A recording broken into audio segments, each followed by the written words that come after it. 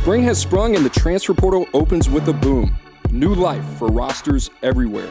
And this time around, fewer rules, more chaos.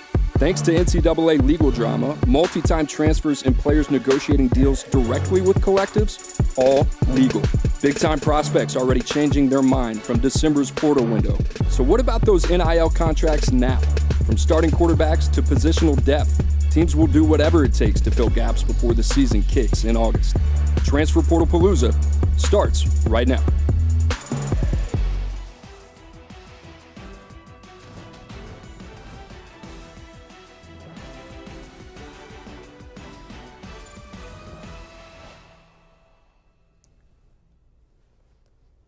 Hello and welcome into the 24/7 Sports Transfer Portal Palooza. I'm Cooper Patagna alongside Smoke Dixon, Carl Reed, Chris Hummer, Matt Zenitz, and our 24/7 Sports Director of Scouting, Andrew Ivins, will join us a little bit later today. Also, the 24/7 experts, Brandon Marcello, Bud Elliott, will also be in the YouTube chat. So let's not bury the lead here. We got Matt Zenitz on. Matt, sleep is not an option for you right now. And last December, the first portal window, we had over 2,600 entries into the first window. This time last year, we had 150 on day one. What can we expect from a player movement standpoint, not only today, but over the next 2 weeks? Well, first of all, great to see your guys' faces this morning. It's a great way to start the day for me.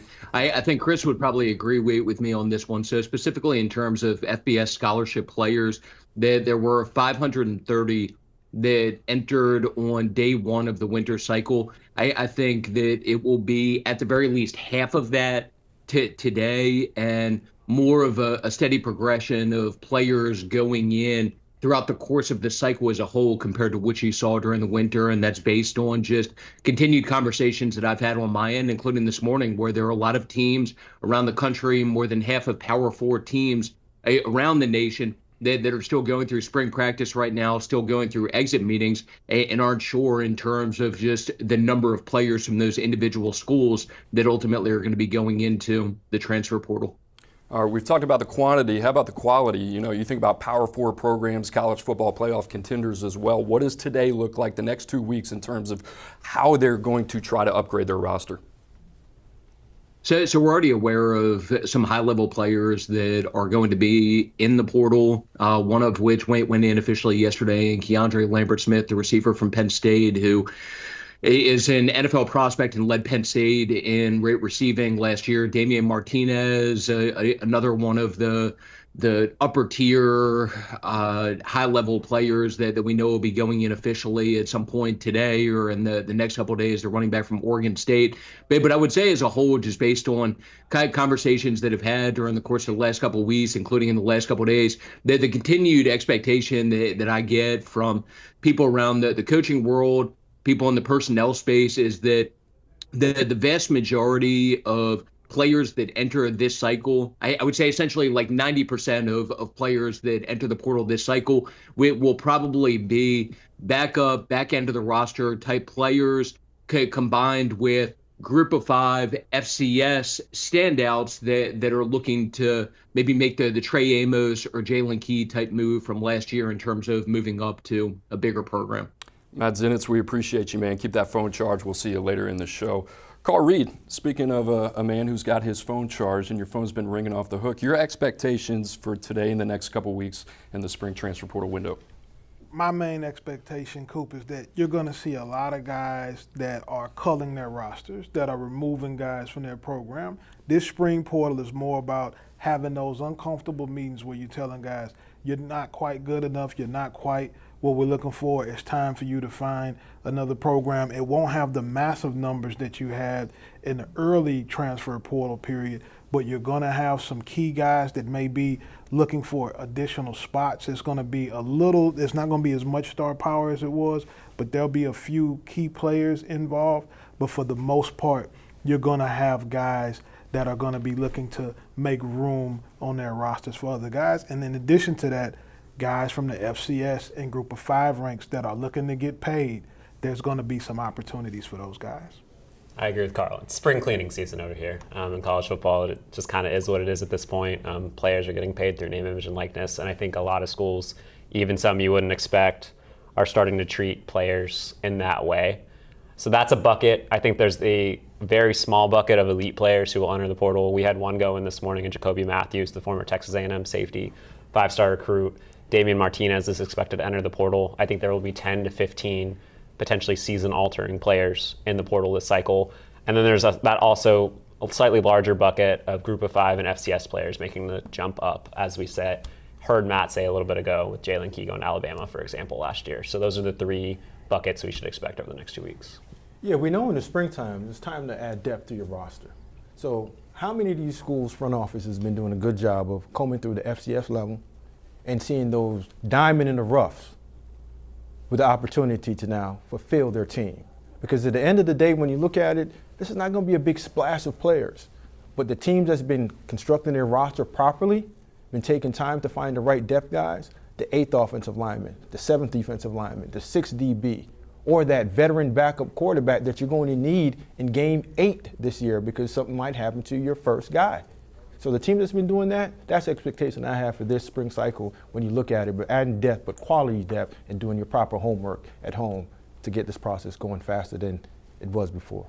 Busy day ahead, busy couple weeks ahead as well. And here's what we got on tap for today for the Transfer Portal Palooza. Breaking news on transfer portal entrance. We just talked about Jacoby Matthews. There will be a handful of names as well that will trickle throughout the rest of the day. We'll also have in-depth spring reports on teams with new head coaches. So if you're an Alabama fan, if you're a Michigan, Washington, Arizona fan, we'll get to your team here a little bit later in the day. We'll also have breakdown of positional needs for college football playoff contenders as well. So let's also break down the grading scale and what that looks like here in the transfer portal.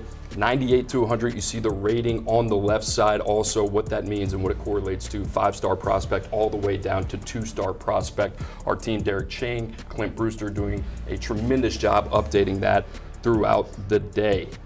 Also, we got some more facts because it is a fact-finding day. The transfer portal window, it runs through April 30th. How about this? Multi-time transfers will be allowed to transfer again without penalty. Also, there'll be a pause in policing and investigating collectives talking with transfers. So there is a lot going on, the changes to the portal in the rules since December window, obviously allowing multi-time transfers being at the top. Chris, one of the things that happened is that this date was originally supposed to open on May 1st. Well, it's April 16th here on a Tuesday. I think it was also April 15th on a Monday. Now we're here Tuesday. Why has that happened? A lot of day changes with the NCAA recently, a lot of rule changes with the NCAA, which I know we'll talk about. I think it's a pretty simple explanation there. One, gives schools a little more flexibility this time of year. You are going to have coaches on the road soon. There's a 45-day window during this open contact period. It allows more flexibility for programs to bring players in for visits and also to balance the schedule of coaches going out on the road and evaluating and contacting high school recruits. And on the other side, it gives transfers a little more time to make their decisions and a little more time ahead of May and June enrollment. The December window, as we all know, is very hectic. It's a time where athletes have about 2 weeks to visit schools before making a decision for the spring enrollment, and this time around they get a little more time, about a month and a half window and runway before they have to enroll somewhere. All right, let's talk about the multi-time transfer rule because that is something that's coming into play in this spring portal window, and the name that we're going to talk about a little bit later. How about 5-star Kadyn Proctor? Played 14 games, started at left tackle for Alabama, obviously goes to Iowa, comes back to Alabama. That has kind of opened up this entire conversation, but now multi-time transfers are enabled, which basically leaves a guy like Kadyn Proctor the ability to go to Iowa, come back to Alabama unpenalized. How did we get here? Messy court rulings. It's always about the court rulings right now with the NCAA. Their billing hours must be crazy. Shout out to the lawyers out there just making the world run in college athletics right now. Basically, a court case in West Virginia occurred where a couple basketball players sued the NCAA for the ability to play right away as multi-time transfers. The judge in West Virginia put an injunction in saying multi-time transfers could play right away. The NCAA backpedaled quickly, said transfers from the multi-time transfers in 2024 and 2025 can play immediately. So anybody who's transferred before can now transfer again. And now the NCAA is actually looking at applying that rule throughout a athlete's career moving forward. So I think the NCAA is trying to stay out of court as much as possible.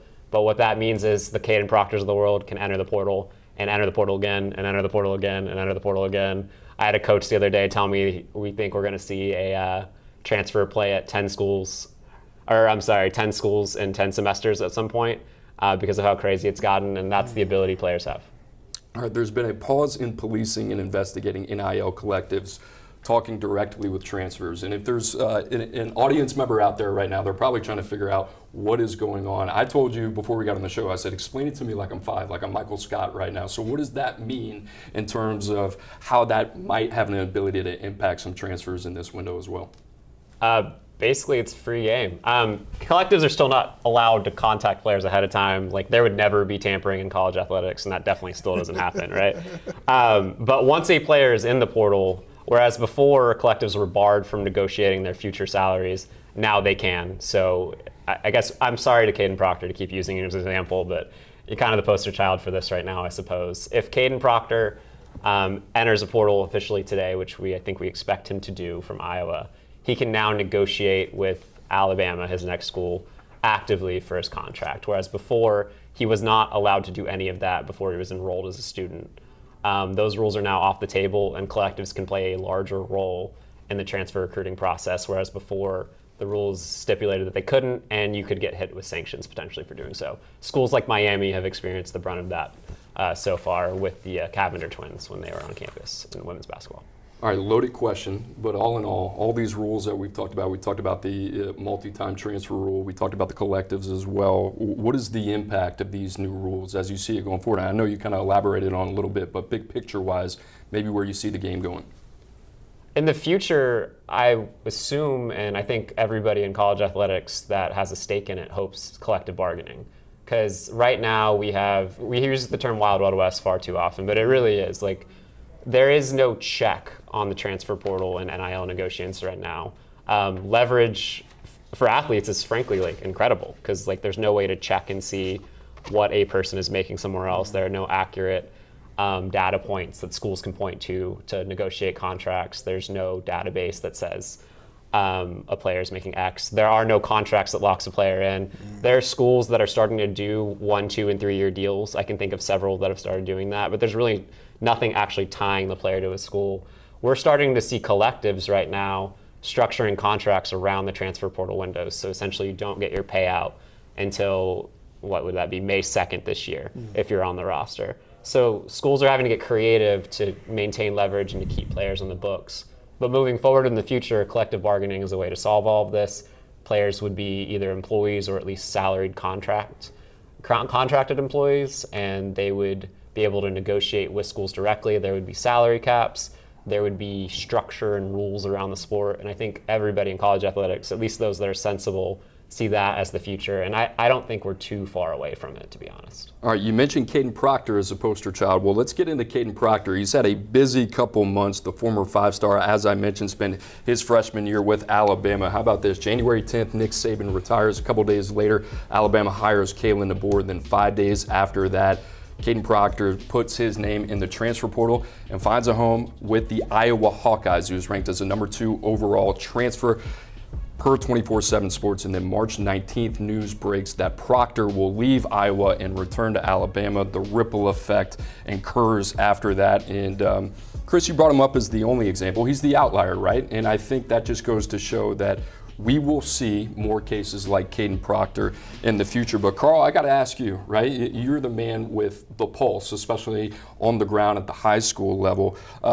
Your initial thoughts when you saw this with Kadyn Proctor, because it seemed to be really the first of his kind with a player of that stature. I think that number one, you have to take into account that Nick Saban leaving causes a knee-jerk reaction. So from an emotional standpoint of where you're at, you feel like Coach Saban left. He's absolutely the reason that I came here. So I'm going to jump in the portal, and then I'm going to go to Iowa, which is his hometown school. When you get to Iowa, the culture is completely different if you've been to Iowa and you've been to Alabama. Coach Ferentz is a great coach, Hall of Fame coach, has done a lot of great things with kids, but his program at Iowa is ran in a completely different way than the University of Alabama program is running, even with Kalen DeBoer taking over for Coach Saban. So you get there, and whatever happens is you don't find the same enjoyment or passion for that you did at the University of Alabama. So these are young guys, even though they're making a lot of money now, even though they're guys we talk about from a national standpoint. It's not surprising to me that a guy that's 19 years old would make a decision like this and say, hey, I have buyer's remorse now. A lot of my friends stay, because he's not the only kid from Alabama that kicked the tires to possibly leave. Some of their better players also looked into other situations, and then when they got to know Kalen DeBoer, they say, hey, this guy's a really good coach too, and we want to stay here in our program. So you probably have a lot of those guys calling him saying, hey, it's still going to be good here. It's not a surprise to me that he wanted to go back. Chris, you got a little bit of a different perspective on this just in terms of how you cover the transfer portal. Did this surprise you at all? I guess there's no surprises in today's college football when you saw Kadyn Proctor enter the portal and then basically engage in a game of back and forth between Alabama and Iowa. It surprised me a little. We got a little bit of a heads up on the Kadyn Proctor news when it was going to happen. A couple hours ahead of time, we were chasing that. I think it's surprising anytime you see a player of that magnitude choosing to move once, let alone twice in a semester. But I think it's very reflective of where we're at in college football. And I think generally if you're surprised in college football right now, you're following the wrong sport, because anything can happen at any time. And I think it's just a reflection of where the rules are and what's allowed. And frankly, like, I wasn't always decisive at 18. I don't think anybody was. So I don't think we should be surprised that these players are moving on in situations like this, because there's a lot of things that go into moving away from home for the first time and learning to live on your own. Smoke, you told me to let you cook in the beginning of the show. I'm going to let you cook here. I know you got a ton of thoughts on this situation, so please. Well, when we first thought about this whole conversation of transfer portal, we all had the information of saying, well, if you can transfer twice without a penalty, all Kadyn Proctor did was look at it and said, hey, hold on. There's a loophole in this system. And the loophole is I can go wherever I want, collect that bag, leave with the bag in my hand in front of you. That's not robbery or stealing. I'm playing the game the right way and going back to the school that I wanted to from the beginning, getting paid what I wanted to get paid again. So all he did was double dip. So if I can double dip, this trend is going to happen. In the process of getting a collective bargain agreement, if I'm a player, I want no part of that. This is an untapped salary cap. At this point right now, I'm trying to cash out as much as I possibly can, and I will, because there are schools out there that wants the good player. And when you want me, you pay whatever you want. And I can negotiate whatever price that I want to negotiate. There's no collective bargain. There's no salary cap. Right? There's no structure on any position of need. So I can tell any school that I'm worth $2 million and work my way up to 4. Take the 4, go somewhere else and get 5 next year. Carl, go ahead. The thing with that thought process, though, Smoke, is that works for Kadyn Proctor. That works for the top 4 or 5% of the player. But all the rest of those guys in the roster, they don't benefit from that the same way. So you have to look at that. If I'm a player and I'm Kadyn Proctor, of course I want it to be like that. If I'm Drake May, if I'm Caleb Williams, if I'm Shedeur Sanders, I want to be in that situation. But if I'm the left guard on the team, I want collective bargaining. I want more money. That's the way that those guys are going to get more money. We cover the top 5% of players. But the other guys, those guys are losing out big time. Carl, let me follow up on that. So if you're Kirk Ferentz, you've been a head coach before at the high school level. Obviously, you're connected to a lot of these guys at the collegiate level as well. How does this impact Iowa going forward? Because, Kadyn Proctor is a 5-star offensive tackle from the state of Iowa. It's a guy that they have a lot of connections to, right? There's going to be a lot of talent that comes through that state. How does this maybe kind of change the perception of how they deal in the new age of college football? You can't miss what you never had. So when he picked Alabama out of high school, you can move past that. But him coming into your program, participating in the spring and being on campus, that stings really bad and it leaves a really bad taste in your mouth. And that's when you have to answer questions. Are there problems in the locker room? Do I have a culture problem? What kind of issues do I have? And whether those are true or untrue, that becomes the perception when you're looking at a situation like Kadyn Proctor. How did the collective manage his contract for him to be able to do what he did? There's a lot of questions to be answered. Coach Ferentz has a good program, and he has for a really long time, but it's got to be frustrating when you have the guy on your campus and you think that he's going to solidify your offensive line, and then he's out like a thief in the night. In all fairness to Iowa, Swarm, their collective there, had a contract with him, but they did not pay him anything out to the point. He did one deal with the local, I believe, car dealership that he did complete, but everything else was not paid out. So he was at Iowa for a short time, but he wasn't compensated in the way we think he might have been in Iowa, which was a 6-figure NIL contract. He's told 24/7 Sports that in the past. But Iowa did not lose a lot of money from Kadyn Proctor in this situation because of the way they structure his contract. So how are collectives protecting themselves in a case like Kadyn Proctor that will more than likely be used as a use case going forward? Have you seen anything from a strategy standpoint in terms of saying, hey, we don't want to be in this position? Are they wising up in terms of some of the language that they're using in some of these agreements? It can vary considerably, but yeah, absolutely. In Iowa's case, they had something I think that I would consider a zip code clause. So if you live outside the radius of Iowa City, a certain amount of mileage, the contract is void. So Iowa got out of the Kadyn Proctor contract like that, and services were not rendered for Kadyn Proctor, so services were not paid for. In other cases, as I mentioned earlier, you structure the contract around transfer portal windows. You might give a small chunk of the money up front to essentially incentivize the player, but you don't give them money over the long term until they're locked into your roster for the following season. And I think collectives are starting to really, maybe not wise up, and I think it really depends on the athlete, but they're starting to be more strategic about the way they approach these negotiations. The Kadyn Proctor saga will certainly have big picture ramifications for college football. As I said, it's going to be a case study for a lot of these teams, a lot of these collectives as well. But Smoke, I mean, for Alabama, this is a big deal, right? You get your left tackle back. Guys started 14 games, right? I think people really aren't talking about this enough. And you look at Alabama, the offensive line. You got Tyler Booker at left guard. You got Parker Brailsford coming over from Washington. We'll talk about him here soon. Jaden Roberts at right guard.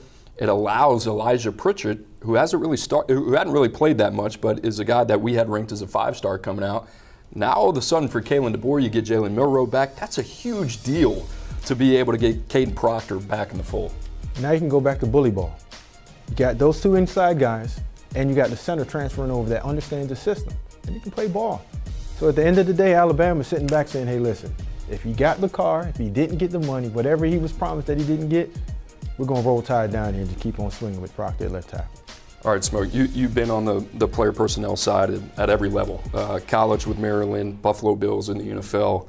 If you're Iowa in this situation, granted you and I, we haven't been working in college football during the NIL transfer portal era. You have over the last couple of years. But if you're Iowa in this situation, you're banking on a guy like Kadyn Proctor, that type of talent, right? A top 5 player in the country, the number 2 transfer portal player. He's plug and play. He's already shown what he can do in his freshman year. What do you do from a roster building standpoint if you're the Hawkeyes and the other shoe is dropped and it's going to be a pretty limited market, as we heard from Matt Zenitz here in April? What are the options there for them? Well, if it was any other team that was an offensive line U or a team that could basically develop their own and put them in there, you'd be concerned. But this is what Iowa does. They find them, they build them, they do all the research, and they plug and play, and they find ways to win 8 to 9 games and figure it out. That's how they survive, and that's how they're going to survive moving forward. Coach Ferenz is as good of an offensive line coach as there is in the United States of America. He has multiple offensive line coaches on the staff. Although Kadyn Proctor is a talent, there's nobody, like Smoke said, that's more prepared to deal with the loss of an offensive lineman in the University of Iowa. Chris, I want to come back to, Kadyn Proctor. We're talking about big picture ramifications. I can't help but think that we might see a little bit of that ripple effect today. I mean, Kadyn Proctor was one of those use cases as a guy who transferred to Iowa and then after a couple months decides he wants to go back to Alabama. There's also been some other reports of some guys that transferred in that December window who might be unhappy with their roles and that potential fit. Do you think we could see a couple names over the next couple weeks that maybe hit the portal that transferred in that December window? Absolutely. We're already seeing it. I mean, last night we reported that Penny Boone, the Louisville running back, is going to go back in the portal from Toledo. And just a second ago, Brandon Marcello, our colleague, reported that Tyler Barron, the, Tennessee transfer who went to Ole Miss, then went to Louisville, is going to go in the portal, and that's been something that's rumored behind the scenes for weeks now with Tyler Barron. So I think it's going to happen frequently, and in this era where contracts are on the table, and depending on who you talk to, contracts aren't met, or maybe players are unhappy, they have the agency and the flexibility to now return to the portal if they want to. Even though I think a lot of people would argue The degree tracks are also getting messed up along with that, but that's not really the main topic of conversation on transfer portal day.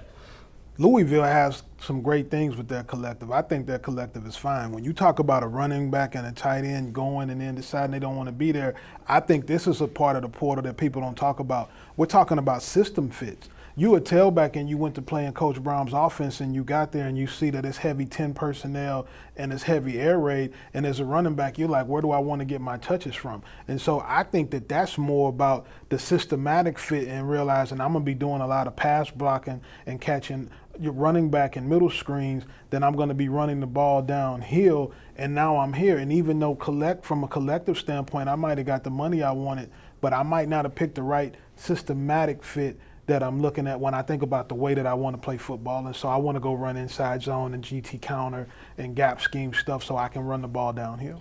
Smoke, I want to ask you, you've been an NFL scout before, right? It's a new dawn, it's a new age in college football, the transfer portal and NIL. It doesn't seem like when a player transfers, because the frequency of movement now in college football, that it's something that comes up as a red flag, as it used to when you transferred in college football. But now you see these multi-time transfers, and you wonder, in a guy like Kadyn Proctor's stature, and maybe some other players who aren't as talented as Kadyn Proctor, what does that look like from an NFL front office standpoint? Well, from the NFL standpoint, you got to still look at it, and these are 18 and 19-year-olds that are making emotional decisions that at some point might affect them. But if you look at Kadyn might have had a conversation with some of the other offensive linemen that said, I'm out of here as well too.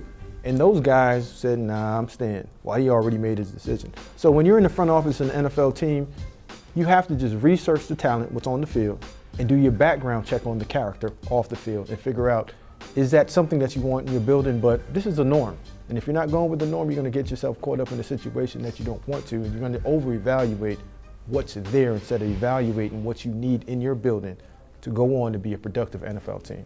Yeah, pretty crazy just in terms of what we're seeing. We're going to talk about quarterbacks a little bit later in the show as well. Chris, I guess you can't underestimate a good spring break there for Kadyn Proctor in the Crimson Tide. The Crimson Tide certainly going to be one of those teams to watch. We'll talk about positional breakdown here in a little bit as well.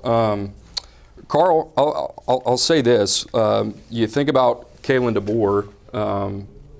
What are your thoughts so far? What he's done on the recruiting trail, but in the transfer portal as well. This seems to be a team that's been pretty savvy, not to mention Kadyn Proctor coming back, but Keon Sapp. Your initial impression so far, what you've seen in the new head coach?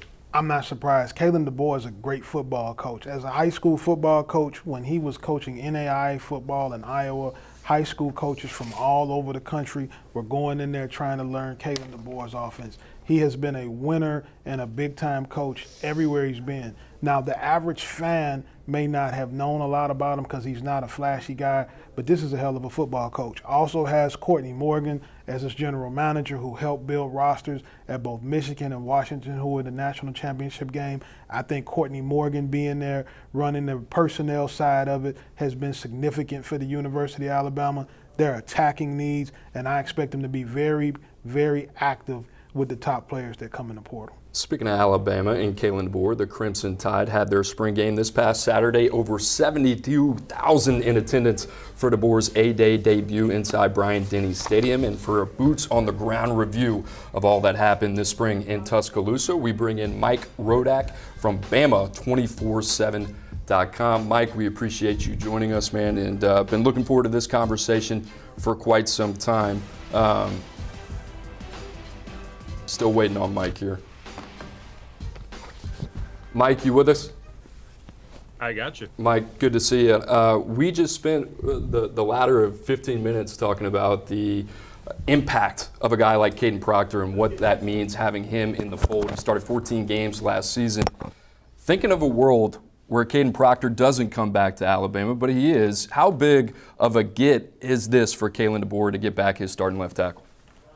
Right. So when we watched spring practice, when it first started about a month ago, I mean, it was Elijah Pritchett on the left side, and then they were rotating Wilkin Formby and Miles McVay on the right side, and neither of those guys played last year. So this was an offensive line that gave up 48 sacks last year, which was a program record. They lost Proctor, obviously, to Iowa. They lost J.C. Latham on the right side to the NFL. So at least they get half of that back in Proctor. Now we'll have to see, how long it takes for him to work back into that number one role at left tackle. I think obviously when you have players that leave and come back, you may not have the exact same job right away, but he'll have to earn it. And if he does, earn the left tackle job back, I think that certainly shores up a line that still has, some question marks, but at least one fewer question mark than it did last year. One of those position groups that I think everybody has their eyes on this spring is the defensive backfield. I mean, you think about everything they lost. They got 3 NFL departures. You also got 8 guys in the transfer portal as well. What do you expect that unit to look like come fall? Well, the biggest addition, if you want to call it that, for Alabama was keeping Malachi Moore. There was a lot of thought that he would go into the NFL draft. He was a senior last year, and a little bit of a surprise for him to come back for a 5th year. So they got him as that veteran, that leader of the secondary. He's going to move from the slot, which used to be called star under Nick Saban, back to deep safety, and he'll be back there with Keon Sabb. And so really the questions right now are less at safety and probably more at corner. Because corner is where Alabama lost Terrion Arnold and Kool-Aid McKinstry both to the NFL. They could both be first-round picks. And so they brought in Damani Jackson from USC, a former 5-star prospect. And then the other corner spot is definitely a question mark, and that's one where they've had a few freshmen rotating in this spring. I think it's certainly a position they're going to look pretty deeply at in the transfer portal in the coming days. And it's going to be a much different-looking secondary for Alabama this season.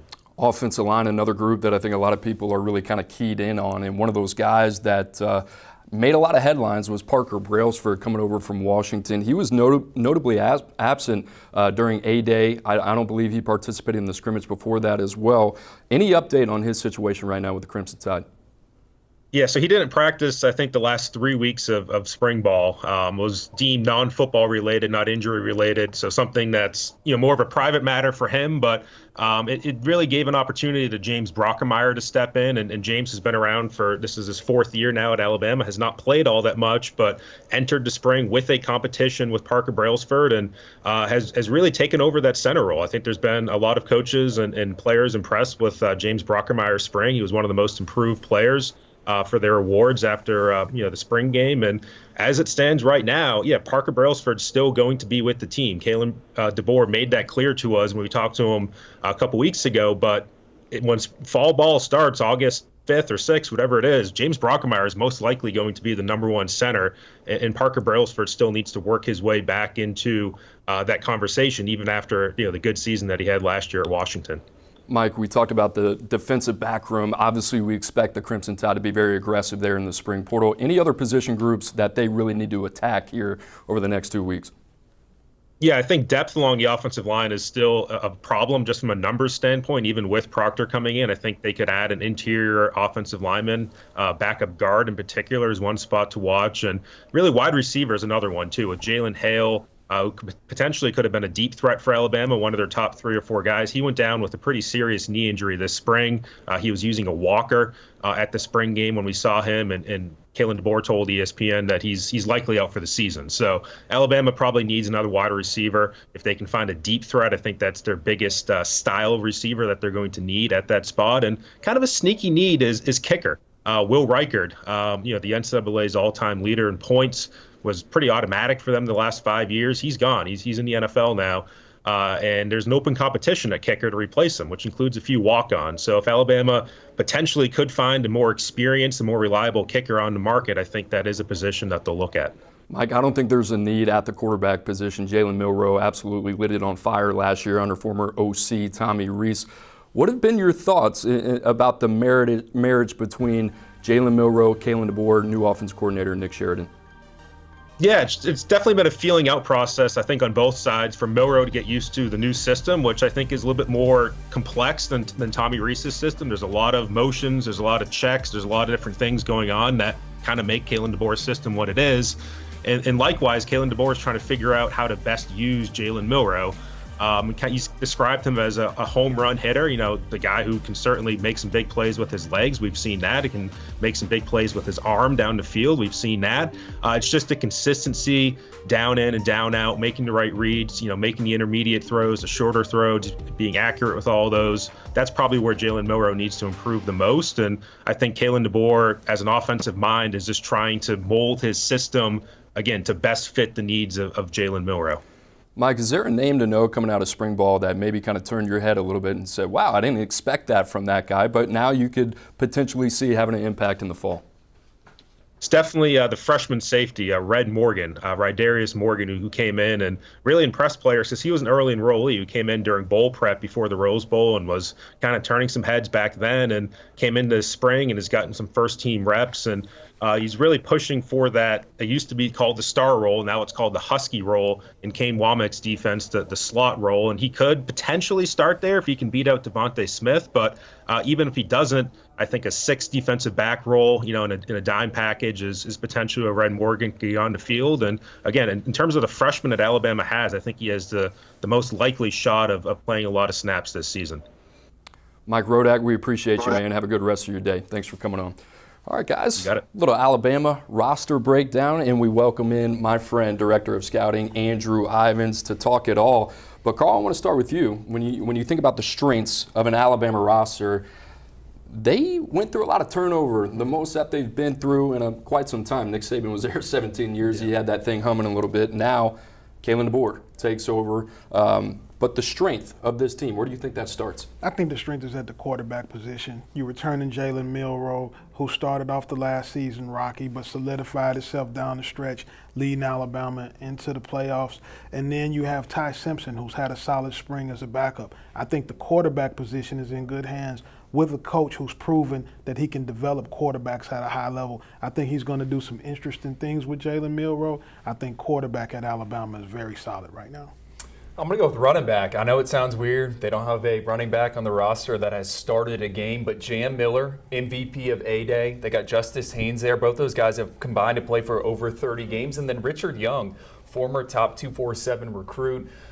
Alabama, 34 points per game last season. That was their worst, or I should say lowest number since 2009. I think they're going to run the football. We know Kalen DeBoer, what he did when he was at Washington. They threw it all around the yard, but I think the strength with that offensive line, what they're bringing back, they're going to try to pound it through the tackles, and I think Jam Miller is a name to know in the SEC.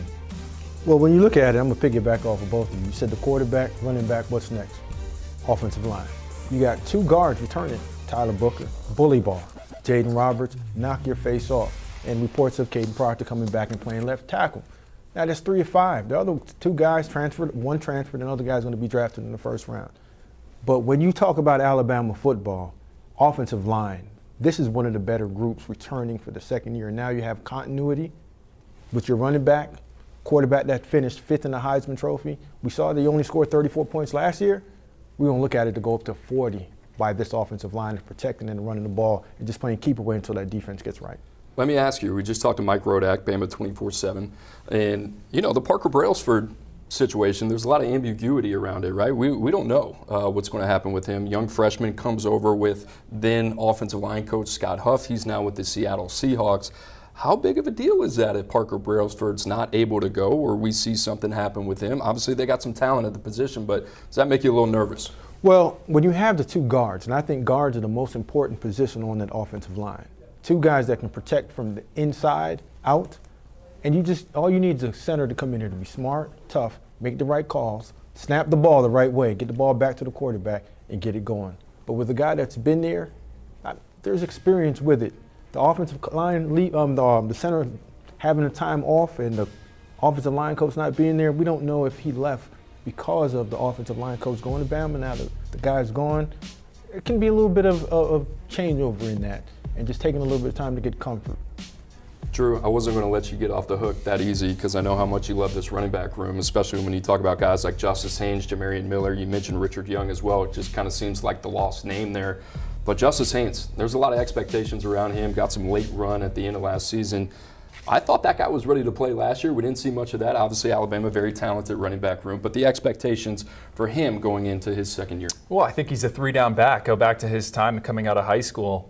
We thought he was going to make an impact year one. Had to play behind 2 guys that they're going to hear their names called in the upcoming NFL draft. But he still appeared in 13 games. I think he's someone that's going to bail Jalen Milroe out at times. Right? You can throw it to him in the backfield. He can run it between the tackles. So I think he's in for a big year. And then Richard Young, you listen to Tyler Booker, who's kind of the leader of that offense. He's the voice in the locker room. He had a lot of good things to say about Richard Young during spring practices and how he has come along since he arrived there in Tuscaloosa. So I like that group. And as Smoke said with the offensive line, I mean, we just saw the graphic up there. Kadyn Proctor started every game as a true freshman. I think you got to bring him into the mix. And then Elijah Pritchett, another guy we liked as well.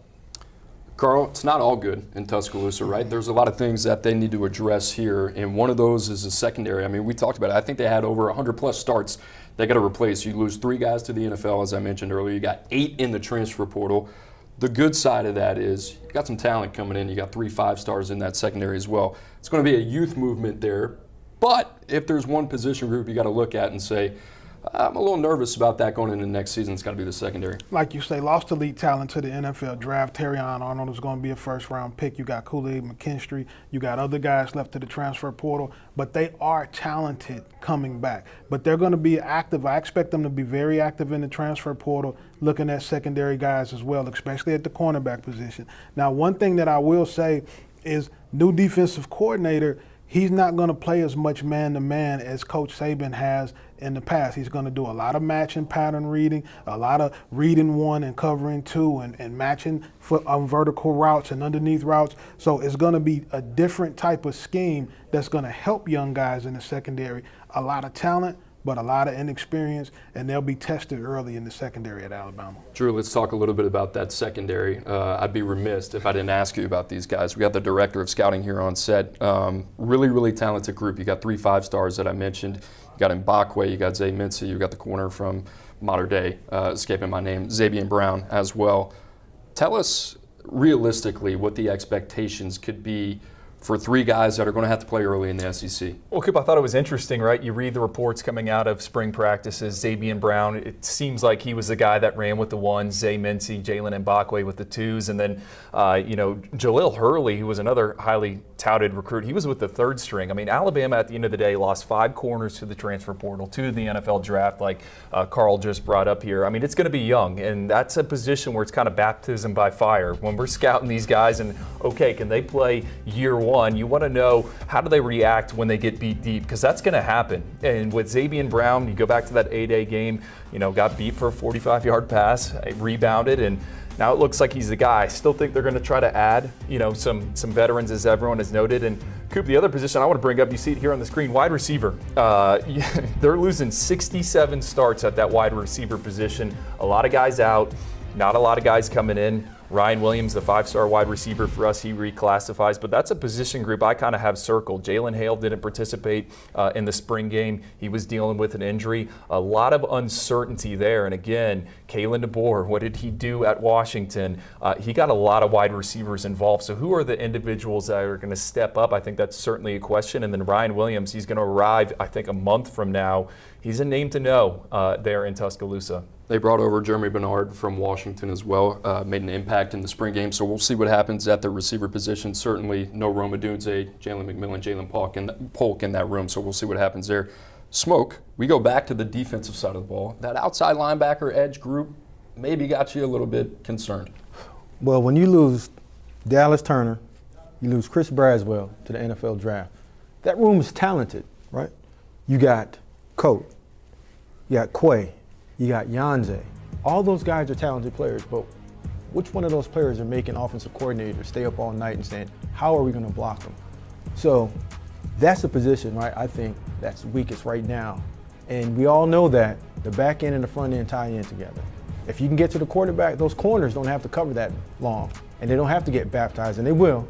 But if that position, the outside linebacker, edge position, if that don't get addressed and that don't become a strength, I don't know if Alabama is on a roll like we typically see him do. Really good problem to have, I will say, right? When we're talking about Keon Keeley, former 5-star guy that was the #1 defensive player in 2023. You think about Yanze Pierre as well, another 5-star edge rusher. You go down the list, I mean, they have some versatility too. You think about Jahad Campbell. Drew, it was pretty interesting to see, even as talented as those guys are, 0 snaps last year. You throw in Jaquavius Rousseau into that equation too. It's a really, really talented room. No experience whatsoever. If there's one of those guys that you would expect to maybe break out from that group, who would that be? Well, I'm hoping it's Keon Keeley. You read the reviews coming out of spring practices, though. It seems like he's kind of in a reserve role. And I think Smoke hit it on the head here. They have a Husky, a Bandit, and what's the other one? A Wolf outside linebacker role. All right, the Wolf outside linebackers where Deontay Lawson is right now, and then you said it, Cooper Jihad Campbell. I mean, I think you can make a case. Maybe those guys are more, your edge rushers, and they're playing there in the middle of the defense. And I think the other thing is LT Overton's now there. He's going to be in that Bandit role for them. So I don't know, Coop, who it's going to be. Yanze Pierre, we loved him at the All-American Bowl a couple of years ago. We thought he was going to need some time to get going, and that's what the case has been there in Alabama. You come, you learn, you get your body right, and then you step onto the field. So one of these guys is going to have to do it. My money's probably on Yanze Pierre, and then Keanu Coates also there, another former top 247 recruit. Someone's got to step up, that is for sure. And I think Alabama, it would make sense for them to look in the transfer portal for a veteran out there. Brought in Keon Sabb as well from Michigan, certainly in addition that they're really excited about. Smoke, you were part of an elite fraternity playing defensive back at Alabama. How hard is it for a Jalen Mbakwe or a Xavier Brown or a Zay Mincy to be able to be thrust into this position as a true freshman and be able to hold up in the SEC? What does that take from a mentality standpoint? Well, from a mentality position, you got to have an alpha male back there with the understanding that you are going to get baptized. When you get baptized, what happens is you come out on the good side of things. Mm-hmm. But the bad side of it is, we just discussed it. Who's going to get the ball out of this quarterback's hand that he's not running around back there for 4 seconds? 1.5 seconds, I can cover anybody. 3 seconds, I'm in trouble. And they're the better receivers are in the SEC, and you got better quarterbacks that are coming for you. So mission impossible if you don't have a rush. I don't care how good of a corner that you are and how great your cover skills are. Even with Prime had guys that put the pressure on that quarterback that got the ball out of their hands. Carl, year one, Kalen DeBoer, I know you think really, really highly of him. That being said, the roster is not the same. There is a ton of talent there. Mm-hmm. Kalen DeBoer has done a lot. That was a really talented roster at Washington that he had last year. He has won everywhere that he has been. If Alabama is a 10-win team, absent of the college football playoff, which now expanding from 4 to 12, I have a hard time seeing that happen. But let's say they don't have the year that a lot of people expect. What does that really look like for Kalen DeBoer as he adjusts coming from Seattle to Tuscaloosa and going forward? And the other part of this, the fan expectations as well. How do they kind of grow together to make this marriage work? Well, it's going to be really tough. It's going to be like Mark Pope going to Kentucky to coach basketball. Those two programs expect national championships. Winning won't be enough. Going to the playoffs won't be enough. If you have to win national championships at the University of Alabama, or it's going to be really uncomfortable for you in Tuscaloosa. Drew, year one expectations for Kalen DeBoer. Well, according to our friends at Next Gen Logic, Alabama returning 36% of their production. That is second worst in the SEC heading into the 2024 season. I don't know. This is a team I have circled for a variety of different reasons. Obviously, a lot is left. They're going to try to bring in some more. But what does it look like on the recruiting trail for the Crimson Tide? I mean, they've had their pick of the litter in recent years under Nick Saban, and for good reason. I'm kind of wondering just how are they going to adjust? You know, when he was at Washington, a lot of guys were already there from when Chris Peterson was in town. You know, they added some veterans from the transfer portal, but he's never had to set up and build shop and expand that roster out. So I think this recruiting class in 2025 is going to be vital to their long-term success there at Alabama. A lot of talk on Alabama this morning, especially Kadyn Proctor. Big to have him back in the fold. Obviously a lot of talent there for Kalen DeBoer as well. Guys, if you want to read more on Alabama, everything that you need to know, especially from our friend Mike Rodak and company, make sure to check out Bama247.com for all the latest news on the Crimson Tide in football recruiting. We have our first, we got our first promo of the day today. National promo for the transfer portal. That ends tomorrow at midnight Eastern time. Guys, get in while you can. 60% off annual subscriptions to 247sports.com. That's a heck of a deal. Make sure you jump on it. We got our first breaking news, I guess you could say, of today. Drew, I think two names that you're relatively familiar with, but start with Nigel Lee Kelly. He's officially in the portal, and a guy that was a top 247, top 100 recruit in 2022, I believe, spent his first year in 2022, Miami with the Hurricanes. This is a guy that's pretty fascinating, right? A lot of developmental upside coming out of the state of Florida, Miami. Mario Cristobal, his first couple weeks was a huge win to be able to nab Nigel Kelly. He's in the portal. What type of player is now on the market? Oh, me and you discussed this off air. You know, he turn on the tape, 4 sacks here in the past 2 years. He has dealt with a ton of injuries. And you go back to his high school career right down the road here at Fort Lauderdale Dillard High School. He's got a huge junior season. Senior season derailed a little bit by a shoulder injury. And I think that's been kind of a lingering issue.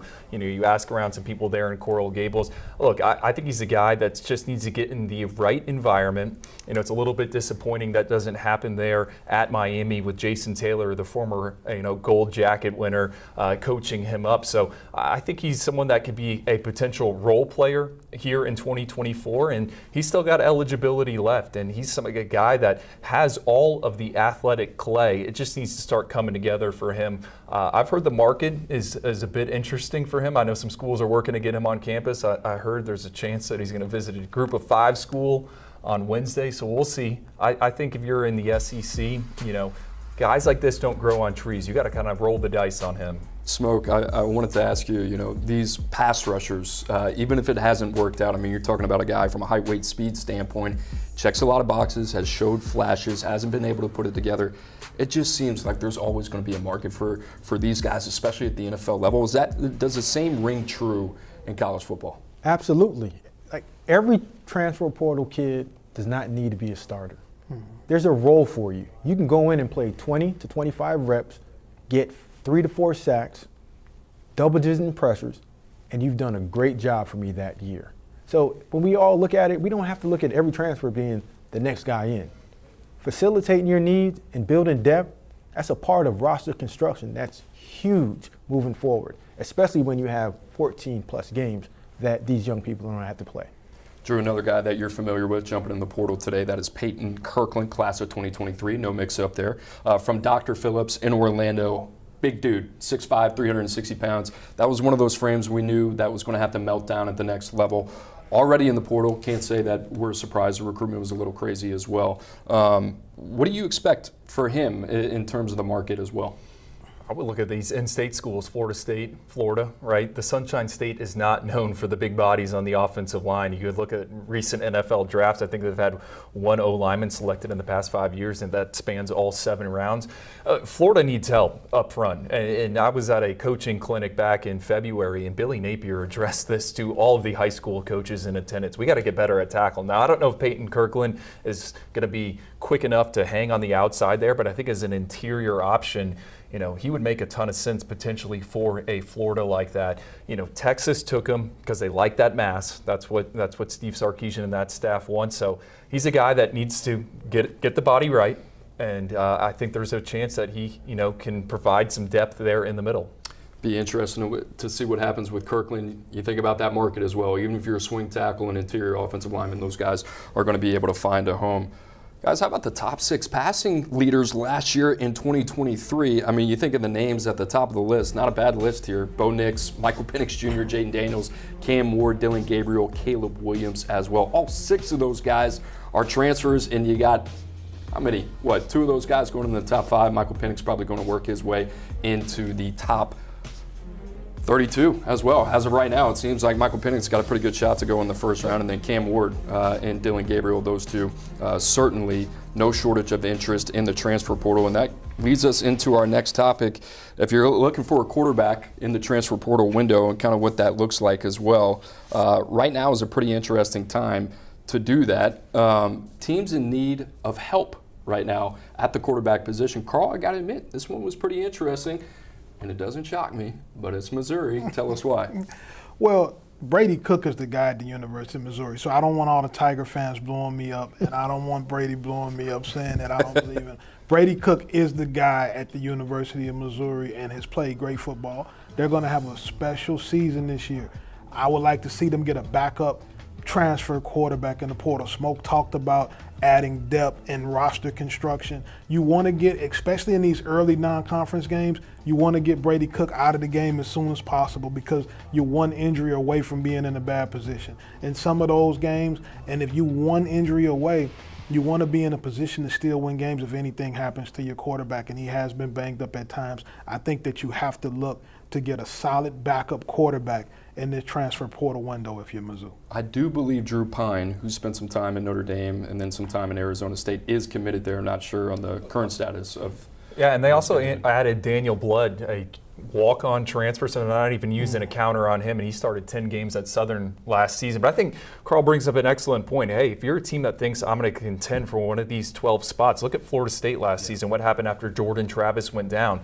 You know, they rolled some other arms out there. I mean, depth is important at that quarterback position. We'll see if Drew Pine ends up sticking with them. I believe some other schools are still trying to kick the tires, and it doesn't matter in this transfer portal era, right? You're not signing any paperwork. You got to show up to class, and you know, Missouri's going to have to ensure that happens. All right, speaking of a team with expectations and a team that needs a parachute at the quarterback position, how about Clemson, right? Yeah, Drew, you and I talked about the Clemson quarterback room and kind of what that looks like, maybe projecting out towards the future. Outside of Cade Klubnik, you got a very young, unproven, talented quarterback in Christopher Vizina, but a guy that still has a long ways to go, especially coming off that spring game.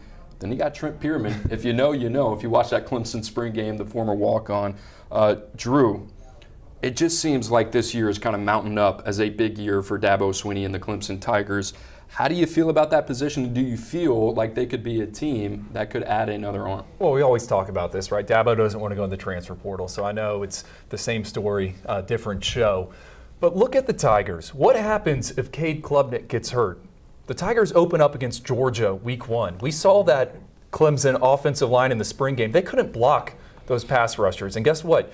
Georgia's got a better front seven right now than I think Clemson does. It's close, but I worry about Cade Klubnik potentially getting injured because it could derail the season. You look at all these teams around the country, that's the one where it's what happens next. And Christopher Vizina, we like him, Cooper. Still cross my fingers here he pans out, but I thought he was. You watch the spring game, couple interceptions, could have been a few more. I'm not sure he's ready to go right now. Cade is the only guy that has started the games there at Clemson. And it's a sneaky good wide receiver room. You got Adam Randall coming back, the true freshmen. They're fired up about Bryant Wesco. That has me excited about TJ Moore when he arrives on campus, a 5-star for us. I think the Tigers have the top-end talent, especially on the defensive side of the ball, to contend for an ACC title. But if they go down, if Cade goes down week 1, that's a recipe for disaster. They seem to be content threading the needle on the high school side. Now, we'll say this, like, you got to give Dabo Swinney and his staff a lot of credit in terms of talent identification and evaluation. They've done a tremendous job there in terms of recruiting the high school level. That being said, Carl, I want to ask you, it becomes very difficult in this new age of transfer portal and roster attrition to be able to stay ahead of the curve, right? It's keeping up with the Joneses, especially when you look around and you see what teams like Florida State have done, teams like Georgia have done. Even as well as they recruit the high school level, this could be a team, at least in my opinion, that could use some fusion of talent from the transfer portal. Just your overall take on that. Well, they have been elite at recruiting for the last decade, but all the advantages that they had then, they don't have anymore. Not only do you have the transfer portal, you have NIL, and their NIL collective isn't as competitive as a lot of the other schools that they're competing against. So now it might be guys that want to go to Clemson, but then the money becomes a factor. Then when you add in the transfer portal, it gave other teams an opportunity to pass you from a talent standpoint. So they don't have the sizable talent advantage that they used to in a day. There was a day not too long ago where when you played Clemson, they were just going to be better than you. They were going to be able to out-talent you. You could have a bad day from a guy. You can have a bad day from another guy. You could make a coaching mistake or call a bad play, and one of those first-round picks would bail you out. They don't have that talent advantage anymore. It's because of transfer portal. It's also because of NIL, and that's something that they're really going to have to consider looking at moving forward and how they're going to run the program. Going to be interesting to see what happens with Clemson. Hopefully, Cade Klubnik can stay on the field, and we'll see what happens there with that quarterback room. Smoke, you got an interesting one. USC, Miller Moss coming off a really good bowl game appearance. You got Jaden Maeba coming over from UNLV as well. Just your feel on that situation, and you feel like that quarterback room is good enough for them to compete at a really high level? Talented room, but again, we hit on it. Who's your backup? Because we are one bad play away from that average offensive line of Miller getting hurt and you're derailing your entire season going into the Big Ten. Oh, 12 starts on that roster right now. USC didn't sign a quarterback this past cycle. They're trying to hold on to Julian Lewis in the 2025 cycle. He's a reclass from 2026. I have questions about the long-term outlook on that quarterback room there in LA. I got to give Lincoln Riley credit, though. Look at the quarterbacks that he's developed. Caleb Williams, Jalen Hurts, Baker Mayfield, Kyler Murray. If maybe he sees something in Miller Moss that everybody else doesn't see. Obviously, he had the big bowl game, but I got to trust Lincoln Riley's vision on his quarterback position because he's done it at the highest level for an extended period of time. Drew, the pressure kind of mounts on Lincoln Riley going into year 3 after maybe taking a half step back in 2023. What do you expect from them this year? I think if they think they're a contender, they go out and they get a Jaden Maeva just like that. I mean, there's a ton of transfers that have come in. And, you got Zachariah Branch coming back. I think it could be a fun season. Remember, they're moving into the Big Ten. It's a complete new look. Not really worried about the offense. Even with Miller Moss, it comes down to the defense. We'll see what happens there. A lot of staff changes as well. All right, guys, we are at the top of the hour. Pretty much a quiet morning as well, but you never know what can happen. Recapping a little bit of that, how about Texas A&M safety Jacoby Matthews enters the transfer portal along with Arkansas running back Isaiah Augustav, right here from Naples, Florida. Texas offensive lineman Peyton Kirkland also entered the transfer portal as well. We talked about him this morning, in addition to Miami edge Nigel Lee Kelly. So a couple of guys been in school for a year or two, already find their way into the portal. Those names will continue to trickle in as well. So a lot of good discussion, especially around some teams, a lot of these contenders, what they need to do at the quarterback position. How about the transfer portal and how it's changed college football in terms of roster construction? Smoke, Carl, I think you and I both were talking this morning just in terms of the balancing act of what it really looks like in college football. You think about the teams that took over 20-plus transfers last year. I think only 3 of them had winning seasons, right? So when you look at Louisville, you look at Ole Miss, you look at SMU, yeah, there's some reason why you would dip into the portal and maybe try to go change your roster wholesale. There's also a lot of other reasons why you wouldn't do that as well. But when you look at the college football playoff and you look at Michigan, you look at Washington, you look at Texas, and you look at Alabama, no team had more than 10% of their transfer makeup than Michigan, which was kind of the surprise, right? You think about how they kind of built their roster. So, Carl, I ask you, just in this day and age, if you're sitting there, either in an advisory role and a head coaching role, and you're trying to think about, all right, how do I put my best foot forward in 2024? What does that really look like in terms of roster makeup? How would you go about it? It's levels to programs. If I'm trying to compete for a national championship, if I'm going to be one of the top 4 to 5 teams in the country, I want to build through elite high school players, and I want to add transfer portal guys, where I can that are going to fit specific needs. If I'm a team that's at the very bottom of the heap and I got a long way to go, the best way to turn your program around and get you bowl eligible is to infuse your program with transfer portal talent. We can talk about Alabama and Michigan and Texas and their ability to recruit high school players. That's where all the top players want to go. So they have a sizable advantage. But there's other programs that cannot compete and build their roster the exact same way that Alabama, Georgia, Ohio State, and the Texases of the world can. So the transfer portal will become extremely important to those programs that are trying to be competitive and move forward in bowl games. Chris, I'm interested to get your take on this. Are there any programs that really kind of stick out to you that maybe in your mind you say, all right, those guys are doing it a little bit different? Or in what you've seen in the last 3 years or so, maybe there's a team that kind of stands out and you say, hey, these guys are kind of onto something here, and I don't know if anybody else has really caught up to them. Well, I mean, it's not that end of the spectrum, but if you talk about different, there's one obvious team, and that's Clemson, because Clemson's the only national powerhouse that's not using the transfer portal.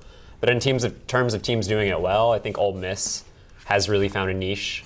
They have found a way to really balance some elite high school recruits with taking some of the top transfer portal guys every year, which I think is a very smart way to do it at Ole Miss, where you don't necessarily always have the resources to go head-to-head with the Alabamas and the Georgias of the world, but what you can do is reinvent your roster every year through the portal and address deficiencies. I think they've done a great job.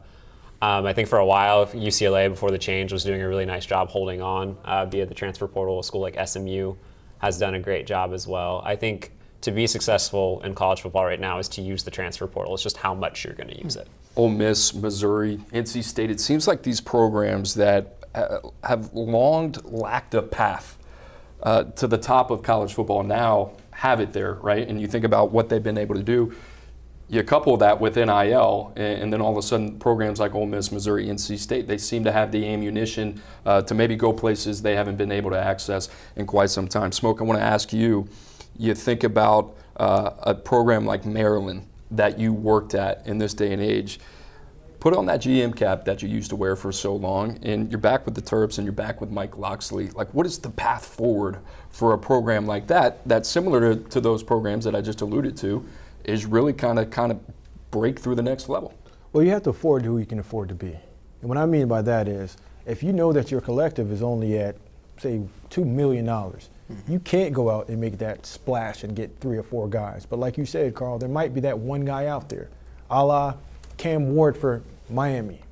That guy, when you watch him on film in the spring, he looks like a guy that can give you 3 to 4 wins by himself, just showing up in the room. So if you're at a place like Maryland and you are 1 or 2 players away, you understand that you go in with the right player, make that splash buy. Now you can get to that 10 to 11 wins and get you in the playoff. Now you can replenish your roster by now getting better players as they come in. Carl, did you think we were going to make it through an entire show without talking about your buddy Deion Sanders? I kind of want to know, right? This is a team that has committed and invested in the transfer portal, and they've done some things at the high school level, but it's not going to be mass quantity, right? It's not going to look like a Clemson. They're not going to take 20-plus players at the high school level a year. I'm interested to get your take on kind of what you think that looks like long term, and we all know Deion Sanders wants to get that right now. What does that look like over 3 to 4 years? Well, I think that you have to recruit the transfer portal if you coach Sanders in the University of Colorado, because you don't have a great recruiting base locally. Colorado does not produce a lot of high-level college football prospects. The surrounding states are not producing that. So the transfer portal is just what the doctor ordered for the University of Colorado. You also benefit by your sons being 2 of the better players in the country in terms of being the guys on your team, so you help with that. They're going to always be able to get a Travis Hunter or a Jordan Seaton. There's going to be some elite players that want to go there because they want to participate in the Colorado program and play for Deion Sanders. But still, the best way for Colorado is going to be the transfer portal, and you're going to continue to see them major in that. People say, well, you got to sign high school kids. Well, what if your program your state doesn't produce high school players at that level? Guys that are from Atlanta, they want to play at the University of Georgia. Guys that are from Florida, they want to play at one of the big 3 schools in Florida. So from a high school standpoint, they don't have the base there. So the transfer portal really allows them to equalize themselves and flip their roster that way. Chris, is there I'm going to put you on the spot here. Is there a group of 5 program that you have seen kind of maybe stick out to you in the process in terms of the way that they have, I would say, weaponized their NIL and their operation in terms of being able to retain top-end talent and not see those guys get poached by Power 4 programs? I think Liberty does a really good job with that. We saw Kadyn Proctor in the portal earlier this year. They were able to keep him on the roster. He was the top quarterback in the Conference USA this year. I think Memphis has a sneakily great NIL department. We're talking about quarterbacks today, and a quarterback we have not mentioned in the transfer portal is Seth Hennigan, and that's largely because Memphis's NIL arm stepped up. I think they do a really nice job. I think the poster child for this, and they're in the ACC now, was SMU for a long time. SMU has done an excellent job in the transfer portal, molding and structuring their roster, becoming competitive, becoming a conference champion last year because of what they've done there, and they've been super competitive. I think there's a lot of G5 schools that are stepping up. I think Western Kentucky does a really good job. They kept a defensive back this year, Upton Stout, over Michigan.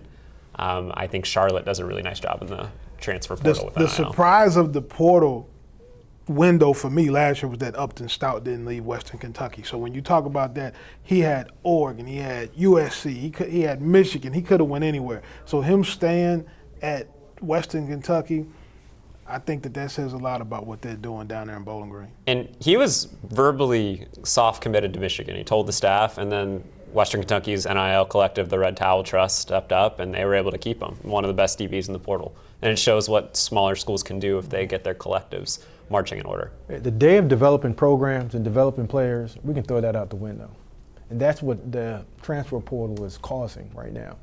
The better players aren't taking 3 and 4 years to develop, and in their 5th year be real good and stay at that school. So you're having a bunch of young players leave and go on to other schools.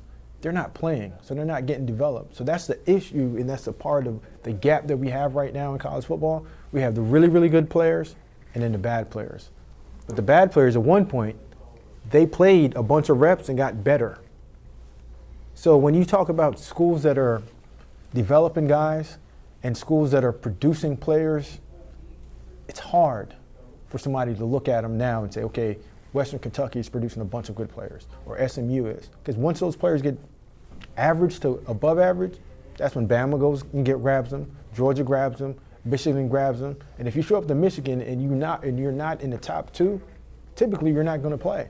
So that kid that should have stayed at Western Kentucky and get developed, now just going back in the transfer portal window and in the transfer portal, and they're not playing, and then you see them going to 3 and 4 different schools. Real quick, Carl. Well, development is over now, Smoke, as you said. There used to be some programs, Iowa, who we talked about earlier in the show, who hung their hat on getting guys, redshirting them, developing them through their program. But those things do not exist anymore in the college football landscape. If you're not ready to go in and play, I tell this to high school players all the time, if you are not going in and playing immediately within the first 2 seasons, then you're going to get lost in the shuffle every single time now. Well, we talked about Michigan and their player development program. Well, now's a good time to join the show if you're a Michigan fan, as the defending national champions are preparing for their first spring game under new head coach Sherrone Moore. That game will take place this Saturday at noon Eastern time. And here to give us a lowdown on all things Maize and Blues, a publisher of Michigan Insider, Sam Webb. Sam, how we doing, man? Doing great. How are you, man? I'm doing great. Sam, it's been a long time since I've seen you, my friend, and my face lights up to be able to do this. How life changes, pretty crazy. But Sam, let's start at the top, man. You got to talk about J.J. McCarthy, right? The guy that has been the leader of this program over the last 3 years, now projected to be a top 5, top 10 draft choice in the NFL draft. What does Michigan do, and what does this quarterback room look like now under Sherrone Moore in the absence of J.J. McCarthy? Yeah, man, you're leaving the best quarterback to ever play at the University of Michigan. I think talent-wise, production-wise, leadership-wise, JJ checked all the boxes, and NFL teams are starting to see that. Some of the intangible qualities that we saw in him over the course of his development here at Michigan, I think are finally starting to boost him up in the draft over players who had better stats than him but didn't win more games than him.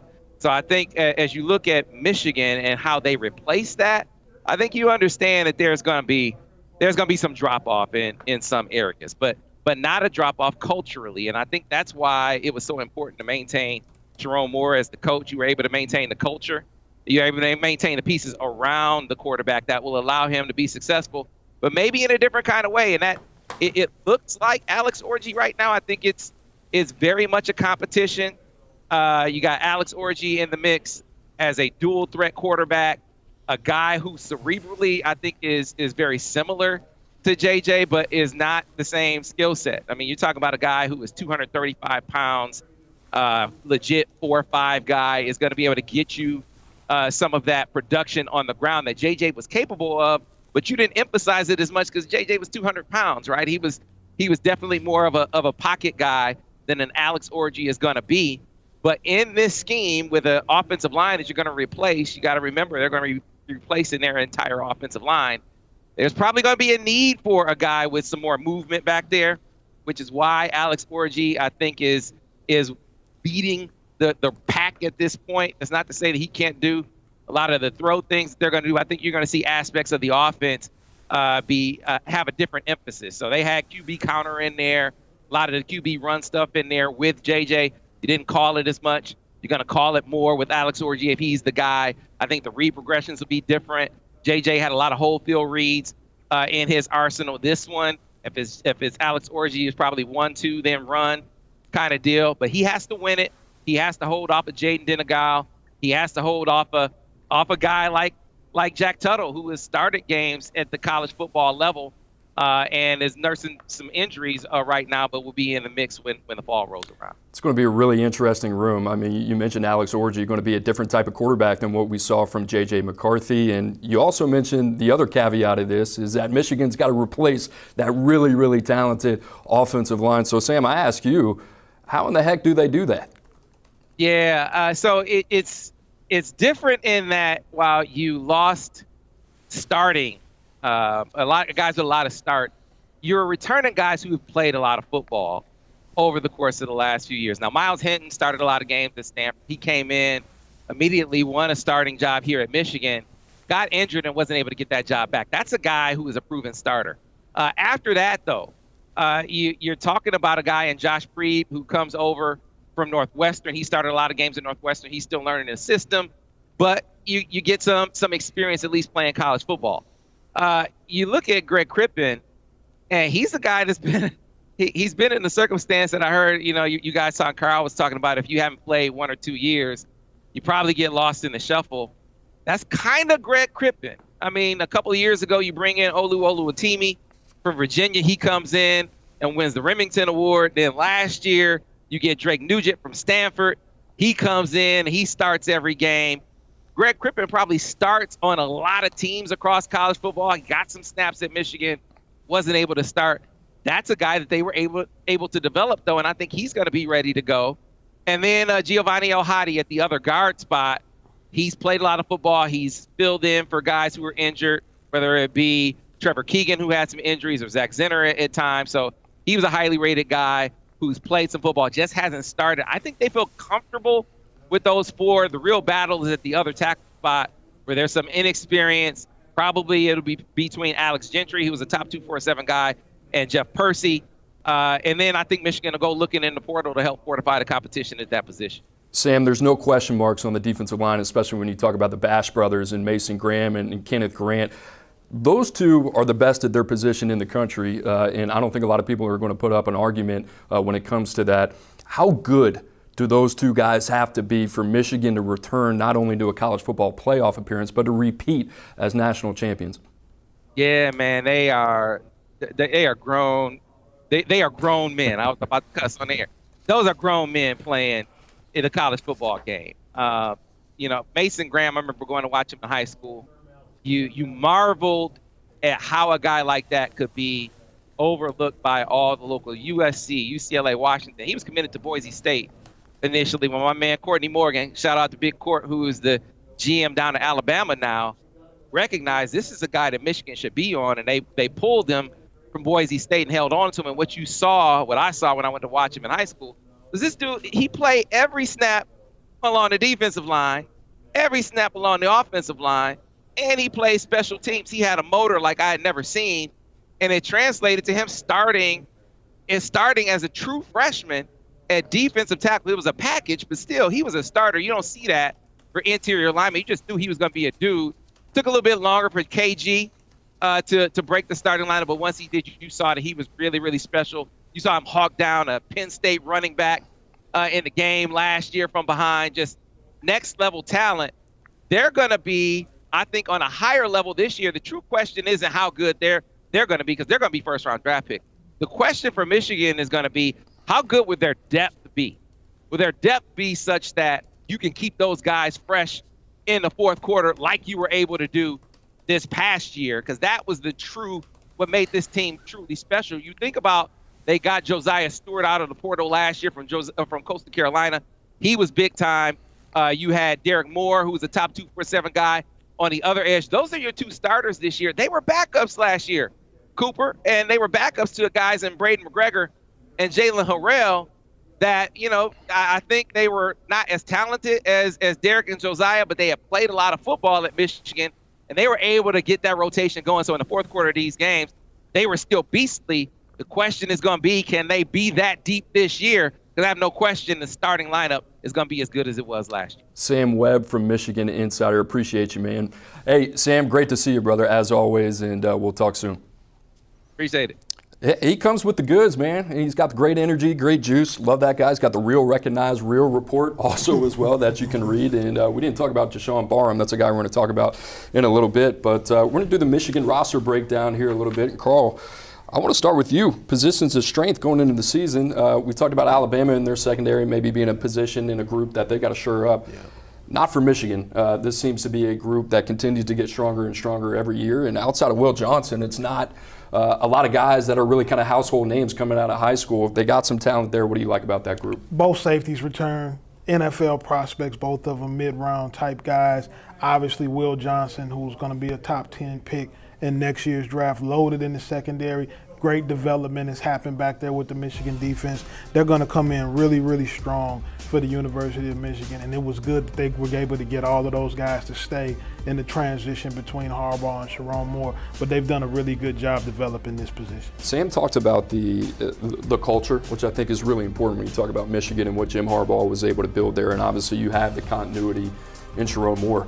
But Steve Clinkscale, he's off to the LA Chargers with his former boss, right? Not to mention the former defensive coordinator as well, and Jesse Minter. How much does that really kind of factor in this situation when you're looking at a secondary like Michigan going from year to year? Well, the secondary being there helps you solidify the culture. No matter who the defensive coordinator is coming in after those guys, though, you're going to have a team that plays the same style of ball. The head coach sets the culture, and he elevated in it. He's been raised in it. And so when the new defensive guys came in, they just have to adjust to the culture. But when you have leadership on the back end like that, guys who've been in the program for a long time, it actually helps the transition of the new coaches. Well, the transition is going to be seamless, right? You got Wink Martindale coming over. Wink Martindale is Jesse Minter and Wink Martindale work together in Baltimore. The new secondary coach is Lamar Morgan. Lamar Morgan, Jesse Minter, and myself, we all worked at Vanderbilt. So it's going to be the same language, same terminology, same understanding of what you need in that defense to get them going again and contend for a national championship. And Michigan is a program that is developing guys for the National Football League. They speak an NFL language. They speak an NFL terminology. Those guys are really, really prepared to play like NFL players. And I just want to add, I think that consistency and that development is key because Michigan's going to have to replace Rod Moore, who's out for the season with a torn ACL. Very likely out for the season with a torn ACL. And I think their ability to develop on that back end is going to help Michigan kind of push through that because they don't have brand name depth, but they have depth. Chris, Sam talked about it, that defensive line. You can't talk about that defensive line with talking about those two guys in the middle, Mason Graham, Kenneth Grant, two household names now in college football, two guys that are going to hear their names pretty early in the NFL draft here pretty soon. Tell us about that defensive line group. I know Sam kind of talked about the depth. I know, Smoke, you're going to talk about that here in a minute, but what you like about that group and why that group gives Michigan a chance. Well, I mean, Sam mentioned and you mentioned it as well. It's the best interior defensive line combo in the country between Mason Graham and Kenneth Grant. These are two defensive tackles that every single team in the country would love to have right now. And in fact, I know when Jim Harbaugh left, a lot of teams are lining up for a shot at potentially talking to them. And Michigan's done a good job retaining their roster in the wake of that, at least a lot of key players. And Kenneth Grant and Mason Graham are arguably the two most important on the roster. They are the centerpiece of that defense. They are two big guys who move in ways that big guys don't usually move. And I think they're going to continue to be a powerhouse even with Michigan losing Chris Jenkins and some of that key depth that Smoke is talking about. You can build a defense around those two, and I think they're a huge reason why Michigan is projected to have a top 10 defense going into next year. We had a couple more questions for Sam, but we didn't get to him because, he was excited about all the topics that we were talking about, but I know he was excited about Deshaun Barham. I mean, certainly a guy that you're familiar with out of the DMV. You think about Josiah Stewart, Derek Moore as well. Smoke, you really, really like this edge group. I love this edge group just because they can do it in a three-man rotation. In the day and the age of college football, we all know it's if you have a good defensive line, Carl, how do you nullify that? By speeding up the process. So now that you have three guys that you can rotate in there, Jay Sean can go on the edge and be a dominant edge rusher. He did that for Maryland when he was there, 6+ sacks. So you have two guys that are coming back that had six sacks by Stewart, 17 hurries. Derek Moore had 5 sacks, 18 hurries, and Jay Sean Barham can get off the edge, bend, and close. But in the age that we're in, it's all fastball. Yeah, a lot of love for him. That seems to be the name that's kind of buzzing around Michigan, Ann Arbor when you think about their spring ball. Obviously, got a game coming up this weekend as well. That's the name that seems to resonate with a lot of that fan base. But Carl, on the other side, the offensive line, which has been such a strength under Jim Harbaugh, Sharon Moore over the last handful of years. You're talking about a unit that's won multiple Joe Moore awards as well. They got to replace a lot of starters, but as Sam said, they got some experience there too. So it's not all bad news. Well, In college football, Smoke says this to me all the time, you're going to always have to replace guys. It's not like the NFL where guys play for a decade. But you lost all 5 offensive line starters. All of those guys are pros, run out of eligibility, left early, whatever. So when you lose 5 guys, there's going to be a change. If anybody, though, was built to be able to handle this, it's Sharon Moore in the University of Michigan. So you're more believing in him than believing what you've seen because you haven't seen these guys produce yet. But when you lose 5 guys and you also lost the quarterback, this is tough to replace 5 offensive line starters. Chris, you famously told me this morning, looking at the rundown at the receiver position, that Michigan, they got nothing. And it's no disrespect. I talked to some people around the program that told me the same thing yesterday, right? So they got some work to do at the receiver position. What's your feel on that group moving forward? They're going to have to add multiple players in the portal if they want to be successful next season at receiver. And Alex Orji's going to take a lot of that load. Obviously, Michigan's going to be a more run-focused offense this year just due to the strength of their roster. But they don't return a single receiver who had more than 250 yards last season. And you can count on Colston Loveland, who's going to be arguably the top tight end in college football next year. But you have to have some guys on the outside that can make plays to make life easier for a potentially inexperienced young quarterback. And I think that's going to be a focus for Michigan in the portal. They're going to look to get one big outside X receiver. I think they could use some more speed as well. Like, this is something Michigan knows it needs to address and will address aggressively. Could be some multiple guys that they take, just a couple warm bodies as well. I think big expectations for Tyler Morris. We kind of saw some things from him in the college football playoff. Smoke, I got to admit, this one kind of made some people scratch their head a little bit when we saw this on the rundown. But that defensive line group, the same one we talked about as a strength, Sam brought up the point about the depth. I think that's something that we need to keep an eye on going forward. And don't get me wrong, now I make a lot of people scratch their heads just because I don't really view things in the same lens that everybody else does.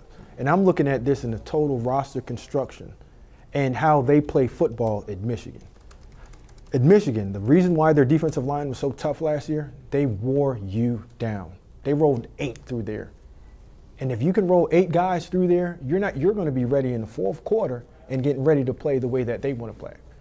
How did Michigan beat a lot of teams last year? Yeah. At one point, they ran the ball 20-plus times against Penn State and wore them down. How did they beat Alabama?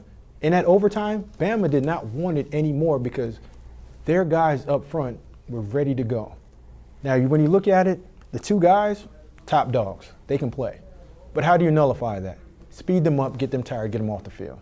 And now the others got to come in and play and make plays. And if you can keep the others in and the 2 guys can't get back in, now you have an advantage. So it's really, for me, it's more depth than the top end guys. Top end, you're really good. But in college football, you got to have a middle of the group has got to be really good, and your bottom end got to push that middle of the group. And Smoke, what's made a lot of those championship teams special over the last 10 years has been depth. It's when you played Alabama and Georgia and Michigan and Ohio State, guys went down, they replaced them with another guy. Guy go down, they replace him with another guy. This guy subs out, you replace him with another guy. And so that's kind of what the transfer portal has done. It's killed depth in a lot of situations. Chris, a lot has been said about Michigan and their NIL efforts as well. They've restructured that group. Sharon Moore has, and Sean McGee was the guy that hired me when I was in Michigan. His most recent stop as chief of staff with the Chicago Bears. He is back in that building in an assistant AD role. This is a team that has all the ability in the world in a program with one of the best networks of alumni across the country and across the globe to really be a powerhouse when it comes to NIL. What have you heard just recently in terms of the efforts and the strides that Sharon Moore has tried to make when it comes to NIL? Well, as you said, NIL was a sticking point for a while at Michigan, and honestly, for a long time, I think there's been some resistance in the athletic department about NIL. But I think Sharon Moore has really invigorated that element of things. They would not have been able to keep some of the players they did without renewed NIL efforts. It's just the reality of college football. Michigan is an academic-focused institution. I think we all understand that. But if you want to compete at a national level like they just did in football, you have to play the game. And I think Michigan is playing the game in a way it really hasn't before in the NIL era. So I think the resources are significantly better at Michigan, not only in the recruiting department, but the NIL department as well, and it's making a difference. Real quick, Smoke. Wait, when you win a national championship, everybody cashes in. That's all I got to say about that. Good time to be a Michigan Wolverine fan. And guys, if you want more from Sam Webb and his team over there, make sure to visit themichiganinsider.com for all the latest news on the Wolverines football in recruiting also as well. I mentioned that national promo a little bit earlier in the show. Now is the time. That ends tomorrow at midnight Eastern time. 60% off for annual subscriptions to 247sports.com. Make sure to take advantage. All right, guys, we got some news. Colorado's got some entries in the transfer portal. And Carl, we'll start with you. I'm going to give you some names. Don't worry. I know I caught you by surprise there. But Savion Washington, he started nine games. He had over 660 snaps at right tackle. You got Chaz Wallace in there as well. 4 starts, sack and a half in 2023. Miles Slusher, the former top 247 prospect, he only started 1 game. He's in the portal. David Connor, he didn't see any action in 2023.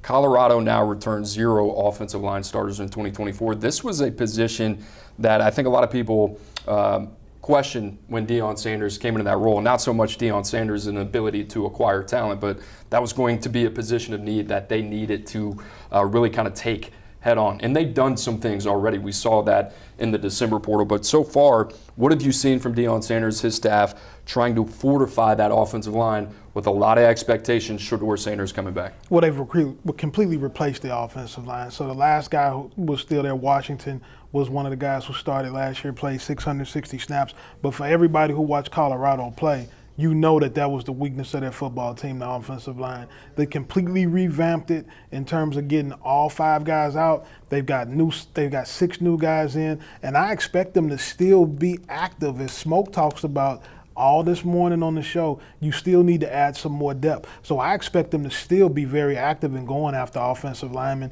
in this portal window as well. Smoke, I was thinking about it. It's incredibly difficult to replace your entire starting offensive line via the transfer portal. I mean, you talk about a challenge. If that was the one thing you had to get done in the transfer portal, that's really hard to do. That being said, Chris, and I'll put you into this conversation as well, I thought Deion Sanders did a really good job of that in December. How important is it? I mean, it goes without saying, but how important is it for Colorado and their overall team success to keep Shedeur Sanders clean? Well, if your quarterback's not upright, you're in trouble.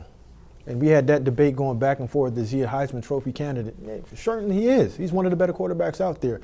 But I think this is where you get yourself in trouble when you just attack the transfer portal all the way through when you talk about offensive line. I believe that if you do get 6 guys out of the portal, you got to roll with 16 to 17 guys anyway. That's where you can really dive into high school players. So when those portal guys that have 2 years of eligibility that you bring in finishes up through graduation or via the NFL, you can slide those young guys in, and now you have guys that have been inside of your system, understand your culture. Now you're building a team. So you don't have to attack the portal every single time, because one of the hardest things to do is find 5 guys that can play together and have continuity. Buffs also just lost Tavares Dawson to the portal, who's a former Auburn transfer. Chris, I keep coming back to you on this NIL stuff because it is so fascinating. What does that operation look like in Boulder? And you got to think, I mean, it's been a complete 180 since Prime has arrived there. Just your feel, your pulse on kind of their situation. It's a competitive one. I wouldn't say it's a top-tier collective necessarily nationally, but when you add what they have to the unique appeal of Deion Sanders, I think it could be very efficient depending on the athlete. And they've done a really good job identifying needs and adding talented players. I do agree with what Smoke said about the offensive line, but I think they've done a really good job reinvigorating it. And at the end of the day, what they have is a top 5, top 10 pick potentially at quarterback. You have a window. You got to play into that window as much as you can. And if they feel like the way to do that is via the transfer portal to keep him upright, I think that's the way you have to play it, because he's only going to be there for 1 more season, and you got to take advantage of that as much as they can. And I will say, I know we're not talking wide receivers right now, but they're going to have the best wide receiver group in the Big 12. Like, that group is loaded thanks to what they took in the transfer portal and what they bring back. So you just got to keep them upright, give them a couple seconds, and the ball's going to come out and go to some talented playmakers. Certainly a lot of weapons, especially on the perimeter for Deion Sanders, Shedeur Sanders as well. I mean, a lot of expectations, right? Deion already talking early about the NFL draft and who he wants Shedeur to play for. So Colorado going to be a team to watch, and a team that's going to have to get the offensive line right if they're going to compete for a college football playoff appearance. Well, guess what? There are a couple other teams that we're monitoring as well that have to get a couple positions squared away, and they only have the spring portal to do that. And Carl, one of those teams was in the college football playoff last year. That is Texas. And that's that defensive line group. They're losing Byron Murphy, first-round draft pick. Devondre Sweat was another breakout guy at over 300 pounds. Certainly a lot of NFL teams intrigued with him. And to add insult to injury, Bo Davis, your former defensive line coach, he's gone to Baton Rouge in LSU. So Texas, they got their work cut out for them. What do you think about Texas needs to do to get back to a good spot where they can feel good about their depth trying to angle for another college football playoff? Well, I expect them to be active on the defensive line, because you have to be from a talent standpoint. Texas is loaded, very talented team this year. College football playoff team. You got a great quarterback situation going on there. Steve Sarkisian is masterful as an offensive coach. But Smoke just said this earlier when we were talking about Michigan. Teams are going to run the ball on you. Georgia, you're going to get in a situation with Georgia. They're going to try to run the ball downhill. You need the big guys up front. Bo Davis as a defensive line coach is a big loss, known for producing really high-level players at that position. I expect to see Texas go after some of the defensive linemen that are going to be available in this spring portal window. Chris, you're pretty cued in to Texas. Were you surprised by Bo Davis departing for LSU? I mean, it's his alma mater, you know what I mean? Like, you go home, you go where home is, and it didn't come with the salary bump didn't hurt, I'm sure. But it's blue blood to blue blood, so I can understand why Bo Davis did that and made that decision. But I think Texas hired somebody they're really excited about in Kenny Baker, and the early returns on Kenny Baker have been really positive. And I know defensive tackle is certainly a need, and I expect them to add at least one defensive tackle in the portal, but there is a lot of optimism on that campus about Alfred Collins, the former 5-star recruit. Had a breakout season for him last year behind Keandre Sweat behind Tavondre Sweat and Byron Murphy. And then there's also a couple other young defensive linemen on that campus, including Vernon Barton, who they're very high on. So Texas' room isn't empty, but they'd certainly like to add more depth. All right, we hit on it earlier in the show, so maybe we recap it again. But what you would like to see from Alabama in that defensive backfield, if you're just joining us, 3 NFL departures, 8 guys leave via the transfer portal as well. Got a really talented group coming in with the 3 5-stars, but this is a group, even with the addition of Keon Sabb coming over from Michigan, they still need some experience. How active do you think they can be in the spring portal window? I think they're going to take multiple defensive backs in the spring portal window. They have to. I'm looking at their cornerback room right now, and it's Domani Jackson, who's been hurt most of his career at USC, former 5-star recruit, very talented player, but is reasonably unproven. Xavier Brown, 5-star recruit, who the reviews about this spring have been excellent, is likely to start right now, but he's a true freshman. And then you got Devontae Smith, the other Devontae Smith, not the Heisman Trophy winner, the defensive back likely to start at the Husky position for Alabama. That's a talented group, but a very unproven one. And I think if you're Alabama and you're Kalen DeBoer and you have a roster that's ready to contend again, you'd like to have some more experienced pieces to balance that room out. I mean, it's not all negative, right? Those young guys getting run at a position like that, even when you look at Kadyn Proctor playing left tackle last year, it wasn't all good. Most of it wasn't good in the first half of the season, and by the second half of the season was a guy that you could rely on. So we'll see what happens with Alabama long term. Will be a positive. We'll see what happens in the short term. Smokey had another one, Ohio State, the quarterback room. They addressed it with Will Howard coming over from Kansas State in that December window. You look at that room, there could be some movement, whether it's with a guy like Lincoln Kineholz, whether it's with a guy like Devin Brown. They're still trying to sort it out in that quarterback room. I think this is more of a discussion, as you and I were talking earlier.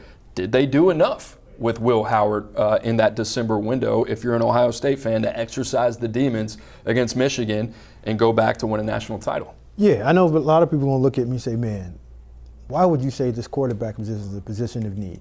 And like you said before, in the December window, I don't think Will Howard was the right guy for that position to come in and say, okay, I am the guy that's going to make Ohio State win a national championship and beat Michigan. You just traded tit for tat. When you lose McCord and you bring in Will Howard, same guy. You have a loaded team on defense. You loaded up on NIL, went out and got the best of the best. But now you have a quarterback that need to beat the best of the best. Like when we looked at last year's Final Four teams, we had a quarterback that finished 5th in the Heisman Trophy, and the rest of them are going to be NFL quarterbacks, correct? So now when you look at Mr. Howard or Brown, are those guys good enough to go in Ann Arbor, win, and also go into the playoff and win that national championship with everything else laid out in full? I don't think they did a good enough job of getting the best quarterback in the portal in December. Now it's reflecting back on having an open competition in the spring. If you're a national championship team, you're not having this discussion of who's the guy going into the first game and are we going to split reps. You're saying, how are we going to get this guy to play at the best that he can possibly play? And he should be up for contention for a Heisman Trophy winner. Let me ask you, so we can be really, really specific about this. In that December window, who was the guy or maybe the other guy, if there was more than one, that you said, you know what, if I'm Ohio State, I want to win a national championship. We're going all in 2024. This is it. Whatever you got to do, you got to get this guy in the boat. Who was that guy for you? I would have went with Cam Ward. You watch Cam Ward in the spring game down in Miami, man, he lit those guys up. And when you hear what he's doing in that locker room, take away what was going on the field.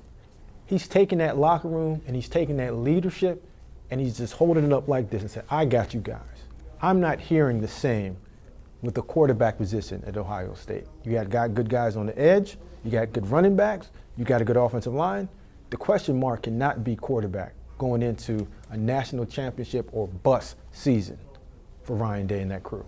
A lot of contenders still looking to fill gaps here as we enter the spring portal window. One of those teams, well, how about the Washington Huskies coming off a national championship, as Jedd Fisch was officially announced as the head coach at UW on January 14th. And since then, there's been massive change in Seattle, but Fisch has been steadfast in his desire to accomplish things at Washington that have never been done. And for more on the dawn of a new era in Montlake, we bring in another friend of mine, Chris Fetters from dogman.com. Chris, been a long time, my friend. How you doing? Coop, fantastic, man. They need you up here, man. They need recruiting. I got no background right here now. They're starting from scratch. That's all right, man. Everybody is right now. So I want to ask you, Jedd Fisch has hit the ground running, not only with his coaching staff, the type of guys that he has brought in Belichick and the defensive coordinator, Sinceri as well in the defensive backfield, but big expectations on the recruiting trail. He came in and he said, hey, I want to have the best recruiting class in the history of the program. I kind of took that a little bit personal, but I like the idea for that of Jedd Fisch. What have been your early impressions of Jedd Fisch in Seattle? Yeah, it's one of those things where, he told us flat out when he got to Washington, there were 49 scholarship players on that roster. Absolutely decimated once the national championship game was done. Kalen DeBoer going to Alabama. They lost their entire offensive line. Hell, they lost 20 of 22 starters from that national championship game. So Jedd Fisch knew exactly what he needed to do when he came in. He hit the ground running. They're up to 79, 80 scholarship guys now. So they've put like 30 guys, new guys into the roster, a bunch of guys from Arizona where he came from, but also from other parts. And, he flat out told us that if it wasn't for this portal right now, this particular window, he'd be very, very concerned about a couple of position groups. So they've addressed it really hard. They've really leaned into their NFL prowess, getting Steve Belichick, getting Brennan Carroll to come from Arizona with him.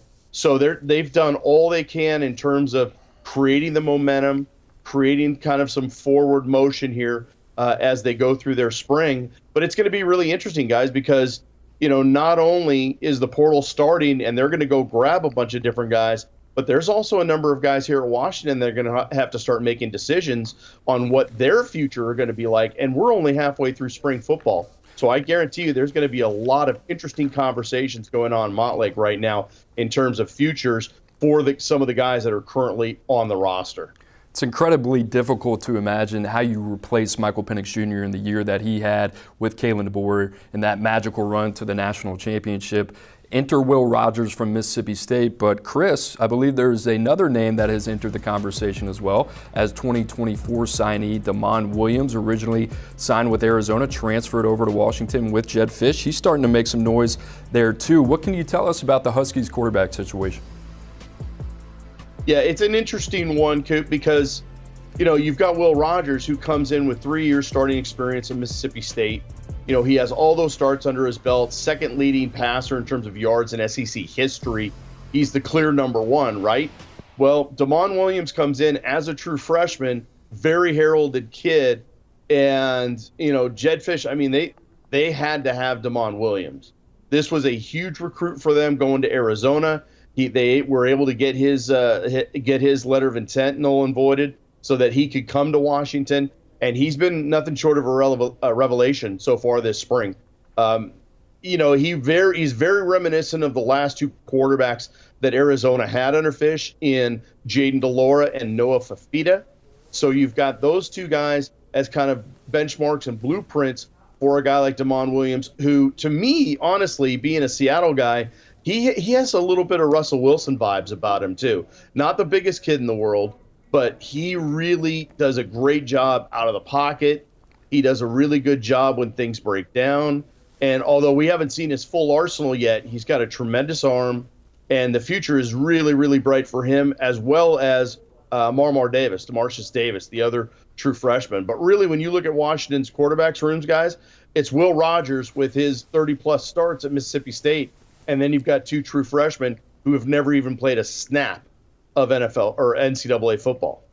Chris, how did the Dogs replace the receiver production? When you think about Rome Odunze, you think about guys like Jalen Millen, Jalen Polk, and not to mention Jeremy Bernard was a pretty good player as well. He's off to Alabama. I'm looking at 90-plus starts here that Jedd Fisch has to replace with his receiving core. What does that look like for either Will Rogers or Damon Williams, and who's he going to be throwing the ball to?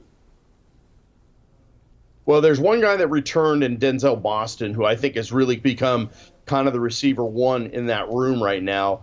If there is a guy that could be a Rome Odunze type clone moving forward for Washington, it is Denzel Boston. He's done a really, really phenomenal job getting bigger, faster, stronger in the offseason.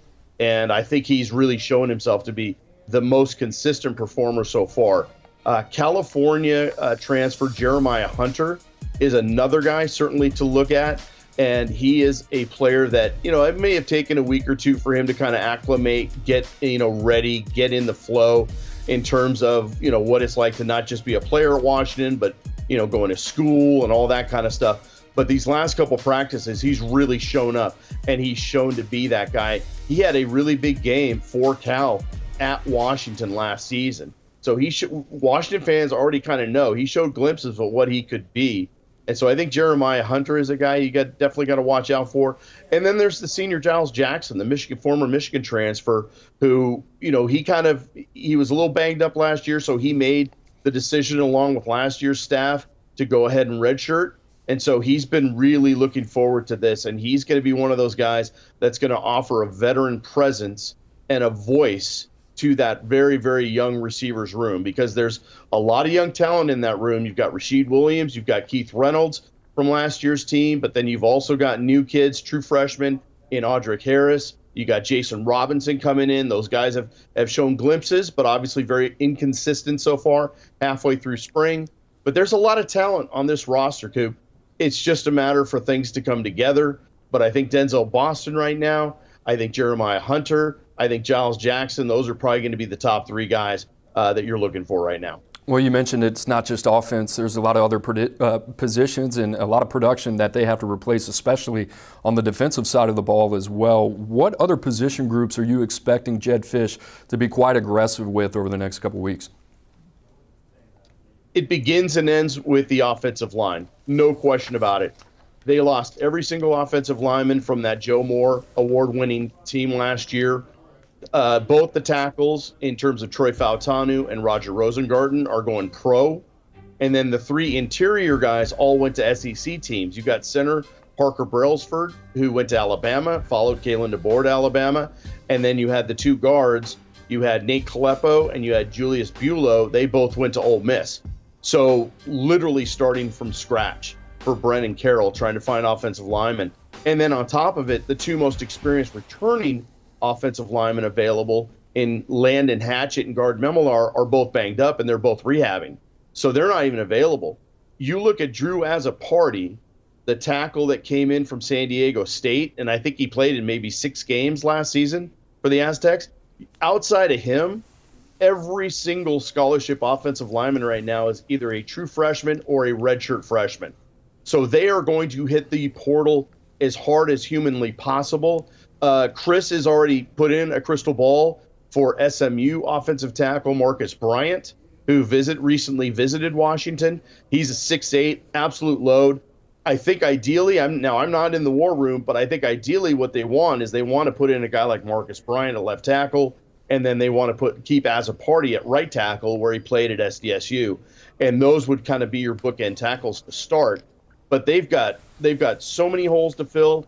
Wouldn't shock me at all if they went for at least 4 or maybe even 5 offensive linemen in this portal. Chris, a lot of new names here with this Washington roster. Give us one that we can expect to maybe keep an eye on in the fall that maybe we're not talking about a lot right now.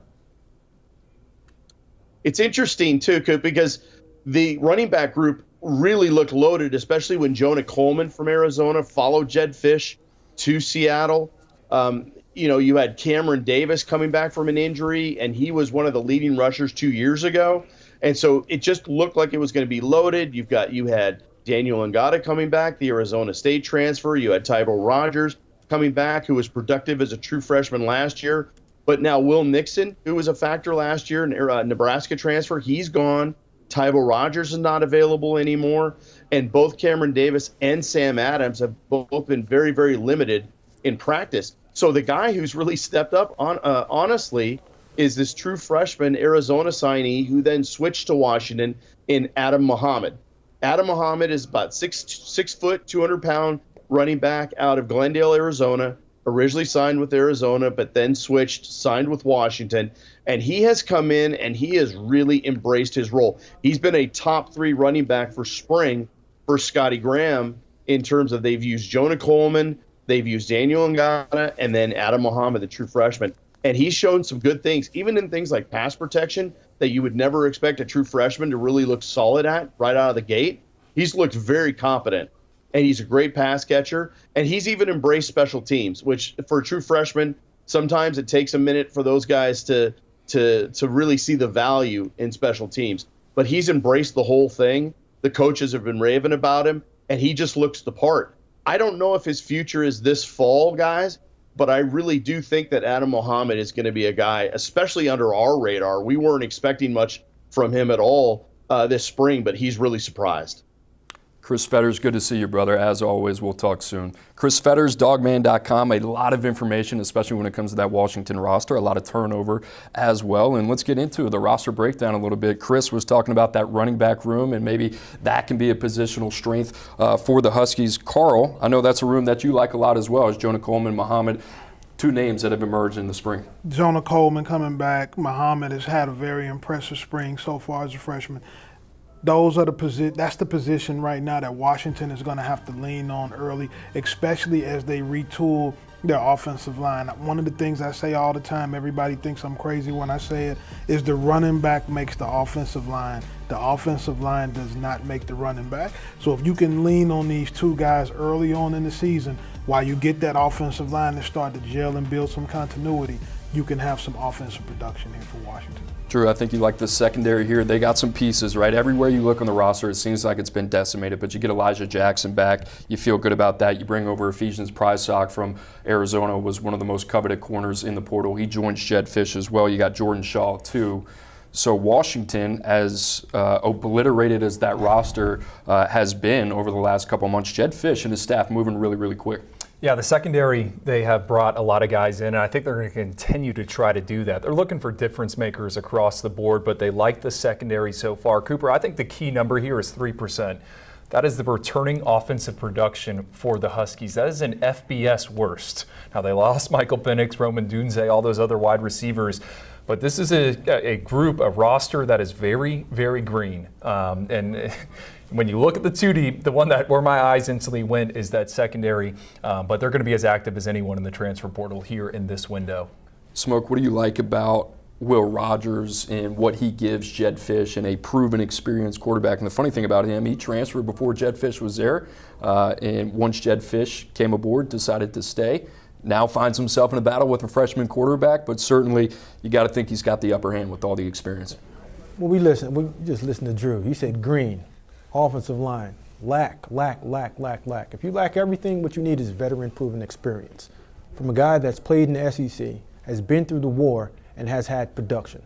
If you don't have a really good offensive line, you need a guy to get the ball out of their hands. Will Rogers gets the ball out of his hands as quickly as any quarterback in that last cycle that transferred in.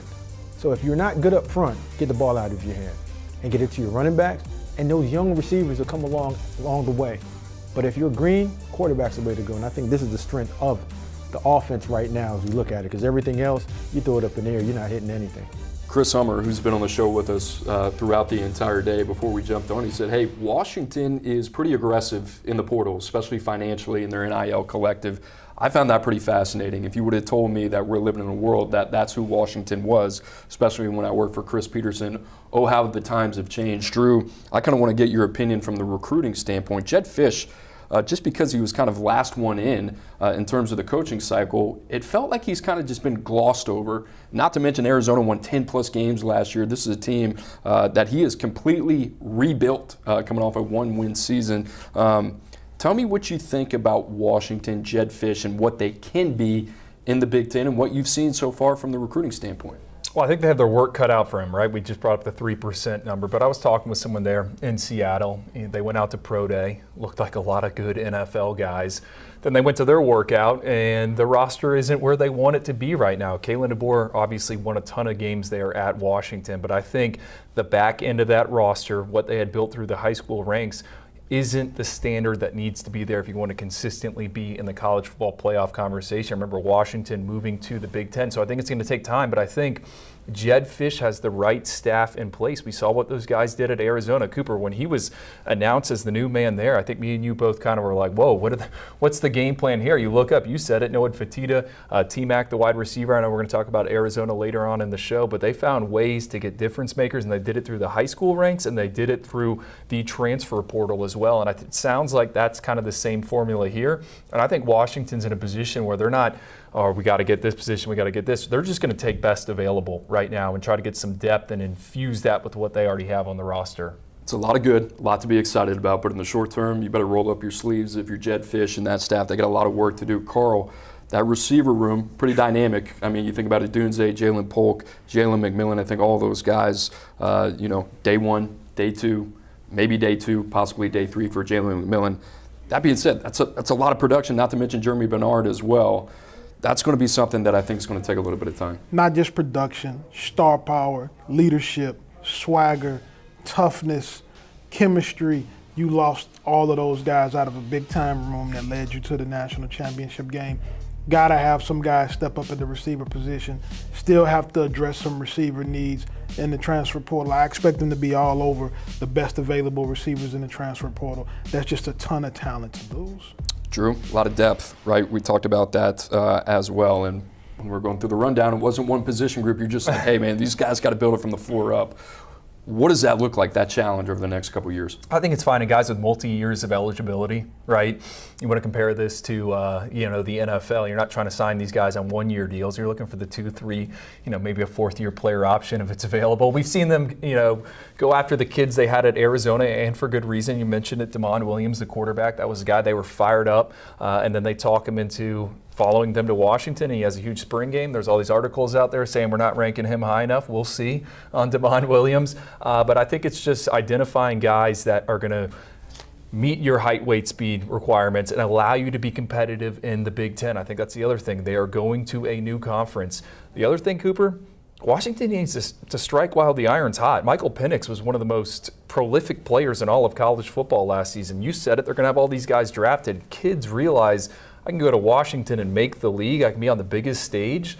Jedd Fisch has an opportunity to capitalize here over the next season, really. Smoke, the offensive line. I mean, you think about same thing we talked about with the receiver room, but Troy Fautano, left tackle, was a guy that was a huge part of their offensive line. You lose Julius Buelow, you lose Nate Kalepo, both guys off to Oxford, Mississippi, going to play for Lane Kiffin, and then Roger Rosengarten off to the NFL draft. And, well, not to mention Parker Brailsford, right? We talk so much about Michigan in that offensive line. How about these guys? They won the Joe Moore Award last year. That was the best offensive line unit in the entire country. So when you talk about replacing an entire unit and you talk about keeping your quarterback upright and a guy in Will Rogers and how important that is for him, certainly a unique challenge here for Jedd Fisch and his staff. Yeah, we all understand that Jedd Fisch was a really sneaky good hire. Just being a stabilizer of a program when you leave a coach that goes to Alabama. And when you leave, when a new coach comes in and an old coach goes away, the position that gets hit the hardest is the offensive line. Because we know how hard it is to develop them and how to get really good offensive linemen in your program. So that position gets hit hardest. So now what Coach Jedd has to do now is do the same thing that you did in Arizona. Let's patchwork your way through this process and develop your offensive line down the line. And you just got to play quicker, unconventional, and get your best playmakers the ball in their hands, and just try to get to 6 wins and get to the ball and play in a solid bowl to get an administration off your back and get the fans start coming back out and help yourself out in recruiting. Drew, we got a little bit of time here, so I'm going to set you up. Damon Williams, right? Certainly a guy that has already made some noise in Seattle. We mentioned it. 5'9" quarterback from Basha in Arizona. A guy that you would call a point guard, right? Has a Bryce Young type of feel, play style to him in the pocket. Is able to extend plays. He's a really heady player. We got to see him at the All-American Bowl. No surprises that he's turning some heads early. Tell us what you like about him and what you could expect to potentially see from a guy like him this season. Well, Will Rogers is going to be the quarterback, but why can't Damon Williams have some packages? And, you know, he's an athletic guy that can beat you with his feet, but I thought his arm was one of the more underrated arms in the 2024 cycle. We saw him at the Elite 11 finals. You turn on the game tape, he can throw it 70 yards in the air. For a guy that is 5'9", that is pretty impressive. It kind of reminds me like of a Kyler Murray back there running around. And I think the other thing that's notable, Cooper, he's one of the only quarterbacks that took Dylan Raiola down multiple times in high school. 2 different times he beat Dylan Raiola. Look, if he was if he was 6'2", he would have been in the top 247, right? We are projecting towards Sundays. Recent data shows 5'9" quarterbacks with smaller hands. You know, it's going to be a bit difficult for those guys to get selected in the NFL draft, but I fully expect him to make and create some magic on Saturdays. He's definitely an impressive quarterback. He's one of the kids I got a chance to see live against Raiola in high school because my nephew was the tailback at Basha High School, the Deshaun Buchanan. And so this quarterback, like Drew just said, if he was a bigger guy, he would have been on everybody's radar. He's one of those guys that I really expect to do some special things in his career. He's a ball player. Washington certainly going to be a team to watch under Jed Fish, and we appreciate Chris Fetters coming on. And make sure, if you want all your Washington Husky information, to visit dogman.com for the latest news on the Huskies in football recruiting as well. Guys, I mentioned it earlier in the show. We got a promo going on right now, national promo for the transfer portal that ends tomorrow at midnight Eastern Time, 60% off. Annual subscriptions to 247sports.com. We are back at the top of the hour, and here are some of the latest headlines as we roll in to the next hour. Former 5-star offensive tackle Kadyn Proctor officially enters the transfer portal. I believe has a no contact tag, as we expect him to fully end up at Alabama. And then Colorado offensive tackle Savion Washington enters the transfer portal as well. Colorado State receiver Justice Ross Simmons enters his name. 107 players have entered the portal before 11 o'clock Eastern Time. All right, guys, let's continue rolling here. It's been a loaded show for today. And let's talk about some of those winter entries in the transfer portal and some of these guys that we need to talk about. And Carl, there's no shortage of guys. And I thought this one was pretty interesting. About 5-star receiver, former 5-star receiver, Evan Stewart at Oregon. Huge pickup for Dan Lanning by way of Texas A&M. A lot of expectations for him coming out of high school, and this is a guy that we've seen some flashes during his time in College Station. I think we're expecting big things in Eugene coming up this season. Has showed flashes at A&M, never really got going though overall the way that people thought.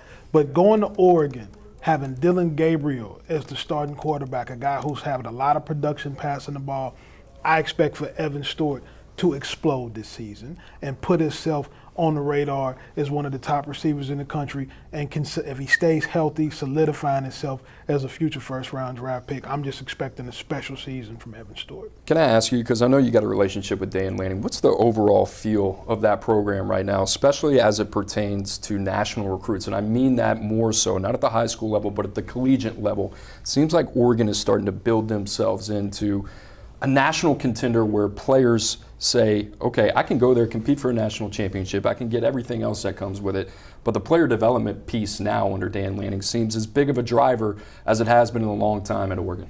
Well, he feels like he can recruit any kid in the country. He feels like they have a program at Oregon that can nationally recruit and goes up against anybody. He's not as scared or intimidated to get involved in any recruiting situation. great player development coach and does have a program in place for that, but he's really excited. He got some overtures from other programs since he's been there, and he decided to stay at Oregon. So I think that tells you how he feels about the situation out there in Eugene. Another name that hit the portal at the receiver position, this guy's got some gas behind him. Isaiah Bond coming over from Alabama to Texas. It seems like Steve Sarkisian every year is involved with one of these guys. Adonai Mitchell coming over from Georgia the year before. Now you got Isaiah Bond going to be able to catch passes from Quinn Ewers, and that offense just so dynamic. Just it continues to churn for Steve Sarkisian. Chris, what do you make of the addition of Isaiah Bond to Austin? I mean, you lose the fastest man in NFL combine history in Xavier Worthy, and you replace him with a guy who consistently ran under 10.5 in high school in the 100s. So not quite as fast, but that'll work for sure. And with Isaiah Bond, and he's somebody who's familiar with Steve Sarkisian, was recruited by him back in high school, and the earlier returns on him have been excellent in Austin. He's still getting through some of the scheme nuances, but he's somebody who consistently is making big plays in spring practice. He's somebody who could stretch the field vertically, but can also work underneath and make plays in the open field like we saw Xavier Worthy do time and time again for Texas over the last couple seasons. So I think he's an ideal replacement for Xavier Worthy. And really that whole Texas wide receiver class, including Matthew Golden, has been excellent from the transfer portal so far. The returns have been really strong. Smoke, it wouldn't be a transfer portal show unless we talked about quarterbacks, right? I mean, these are the guys that everybody needs, everybody wants, and you think about the Heisman Trophy and how many quarterbacks have won the Heisman Trophy in the last 6 years. How many of those guys are transfers? I believe that number is around 5, right? So there's one that's generating a lot of buzz. You talked about him earlier in the show, so now I'm going to give you the floor to talk about Cam Ward, that the buzz and the hype around this young man just continues to grow in Coral Gables, and a lot is being said, but he seems like the needle mover that a lot of people thought he was. I think the buzz is real. I mean, this guy flirted with the NFL. He thought he was going to be in the second or third round, but he can get into the first round by going down to Miami and spinning it. And when we talk about quarterback, we talk about point guard. Just come in and get the ball to the right player.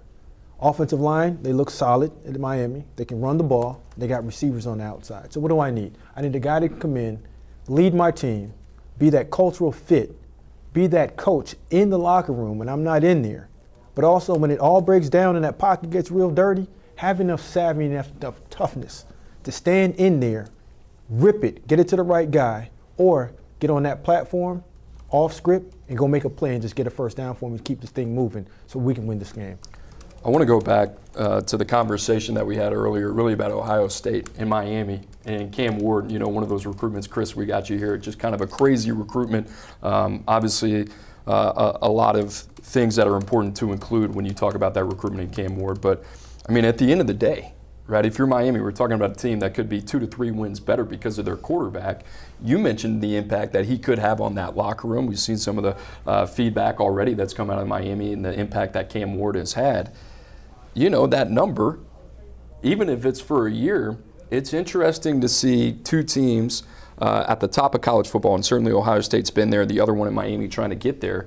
But how much is it really worth to you at the end of the day? And Carl, I kind of find that fascinating, kind of where you stand on just kind of saying, all right, you know, we get in the 11th hour, we got to make a decision whether or not we are going to financially invest in a young man that maybe no one else is willing to match and go toe for toe with. Where do you kind of just stand on that whole situation where we are in college football, and certainly when a talent like Cam Ward comes up, how that can potentially impact a program? You have to decide how much is winning worth to you. If a quarterback is the difference in you winning 4 games in 8 games, then it's worth the money. If it's the difference between you losing in the conference championship and winning a national championship, it's got to be worth the money. I think that college coaches, though, mess up a lot sometimes when they get bad information, because everybody said how difficult of a person Cam Ward was to deal with through this process. I got an opportunity to talk to his dad, and he dispelled a lot of the rumors that were going on throughout that process. This is even after he had initially declared for the draft. Ends up at Miami, and everything out of Miami has been that he's a great locker room guy, that he's a great leader. So sometimes I think college coaches have to be very careful when guys are transferring, because when guys leave programs, coaches get upset. When guys don't pick schools, coaches get upset. So a lot of times men become very emotional and say negative things about kids that are not totally true because they didn't get their way. Cam Ward may have been the steal of this transfer portal, And I think that Miami and Coach Cristobal did a great thing in going and adding this young man to their program. Chris, was there anything different about that particular recruitment? Like, did it feel different? Obviously, it was a high-stakes game. You had everybody in on Cam Ward from Ohio State to Miami to USC was in there as well. Was there anything about that one specifically that kind of stood out to you? It was one of the more unique recruitments that you'll see. I think we see this with quarterback dominoes in high school recruiting, where you're essentially trying to time the board, get your commitment, don't push all your chips into one guy, but also try to push a guy into your room as quickly as you can. And it was kind of like that right there. You had Cam Ward, DJ Uyunglele, and also Will Howard all kind of involved with Miami and Florida State at the same time. Will Howard with Miami specifically. And I think, say what you want about the Cam Ward situation, and every coach I've ever talked to raves about Cam Ward as a person and the family, but they handled that situation and used their leverage to the best of their ability. Cam, just talking to people who know Cam, was certainly very up in the air about wanting to declare for the draft or stay in college. He went back and forth a number of times, and that's a really difficult decision. But at the end of the day, I don't think a single person at Miami who had a constant headache for a month with the Cam Ward situation is going to complain if they win 10 games this year and go to the ACC championship. I mean, you think about Cam Ward, right, and what I said about the passing leaders in 2023 with these quarterbacks being 5 of them being transfers. And if you look at the number, it's not really a surprise, right? I think almost close to 60% of starting quarterbacks in the FBS were transfers. But if you get that position right, especially the way Mario Cristobal has been building that team over the last 2 years, yeah, it's hard to argue that the guy isn't worth it, right? I mean, you look at some of these programs around the country, Jaden Daniels, I mean, he probably accounts for, 3+ wins last year for LSU. They had the worst defense in the country. You think about Caleb Williams as well. 2 years before that, they won 11 games. So that quarterback position, you talk about the great equalizer. It's interesting to see if guys like this continue to have more success, those numbers continue to balloon. That's just the market. I don't think it's, anything on the kid. It just is what it is. Like, you have to really get down to dollars and cents and say, how much does a win cost for you? Because the difference between Cam Ward and Tyler Van Dyke might be a 10-win season and us on the brink of bowl eligibility, right? So if you're Mario Cristobal, I think it makes a lot of sense. And if you're Ohio State, might be some, food for thought a little bit later in the process. Buyer's remorse at some point. At some point, at the end of the season, we're all going to come back and everyone's going to have receipts and everyone's going to collect those receipts. But at the quarterback position, you have to wait it out.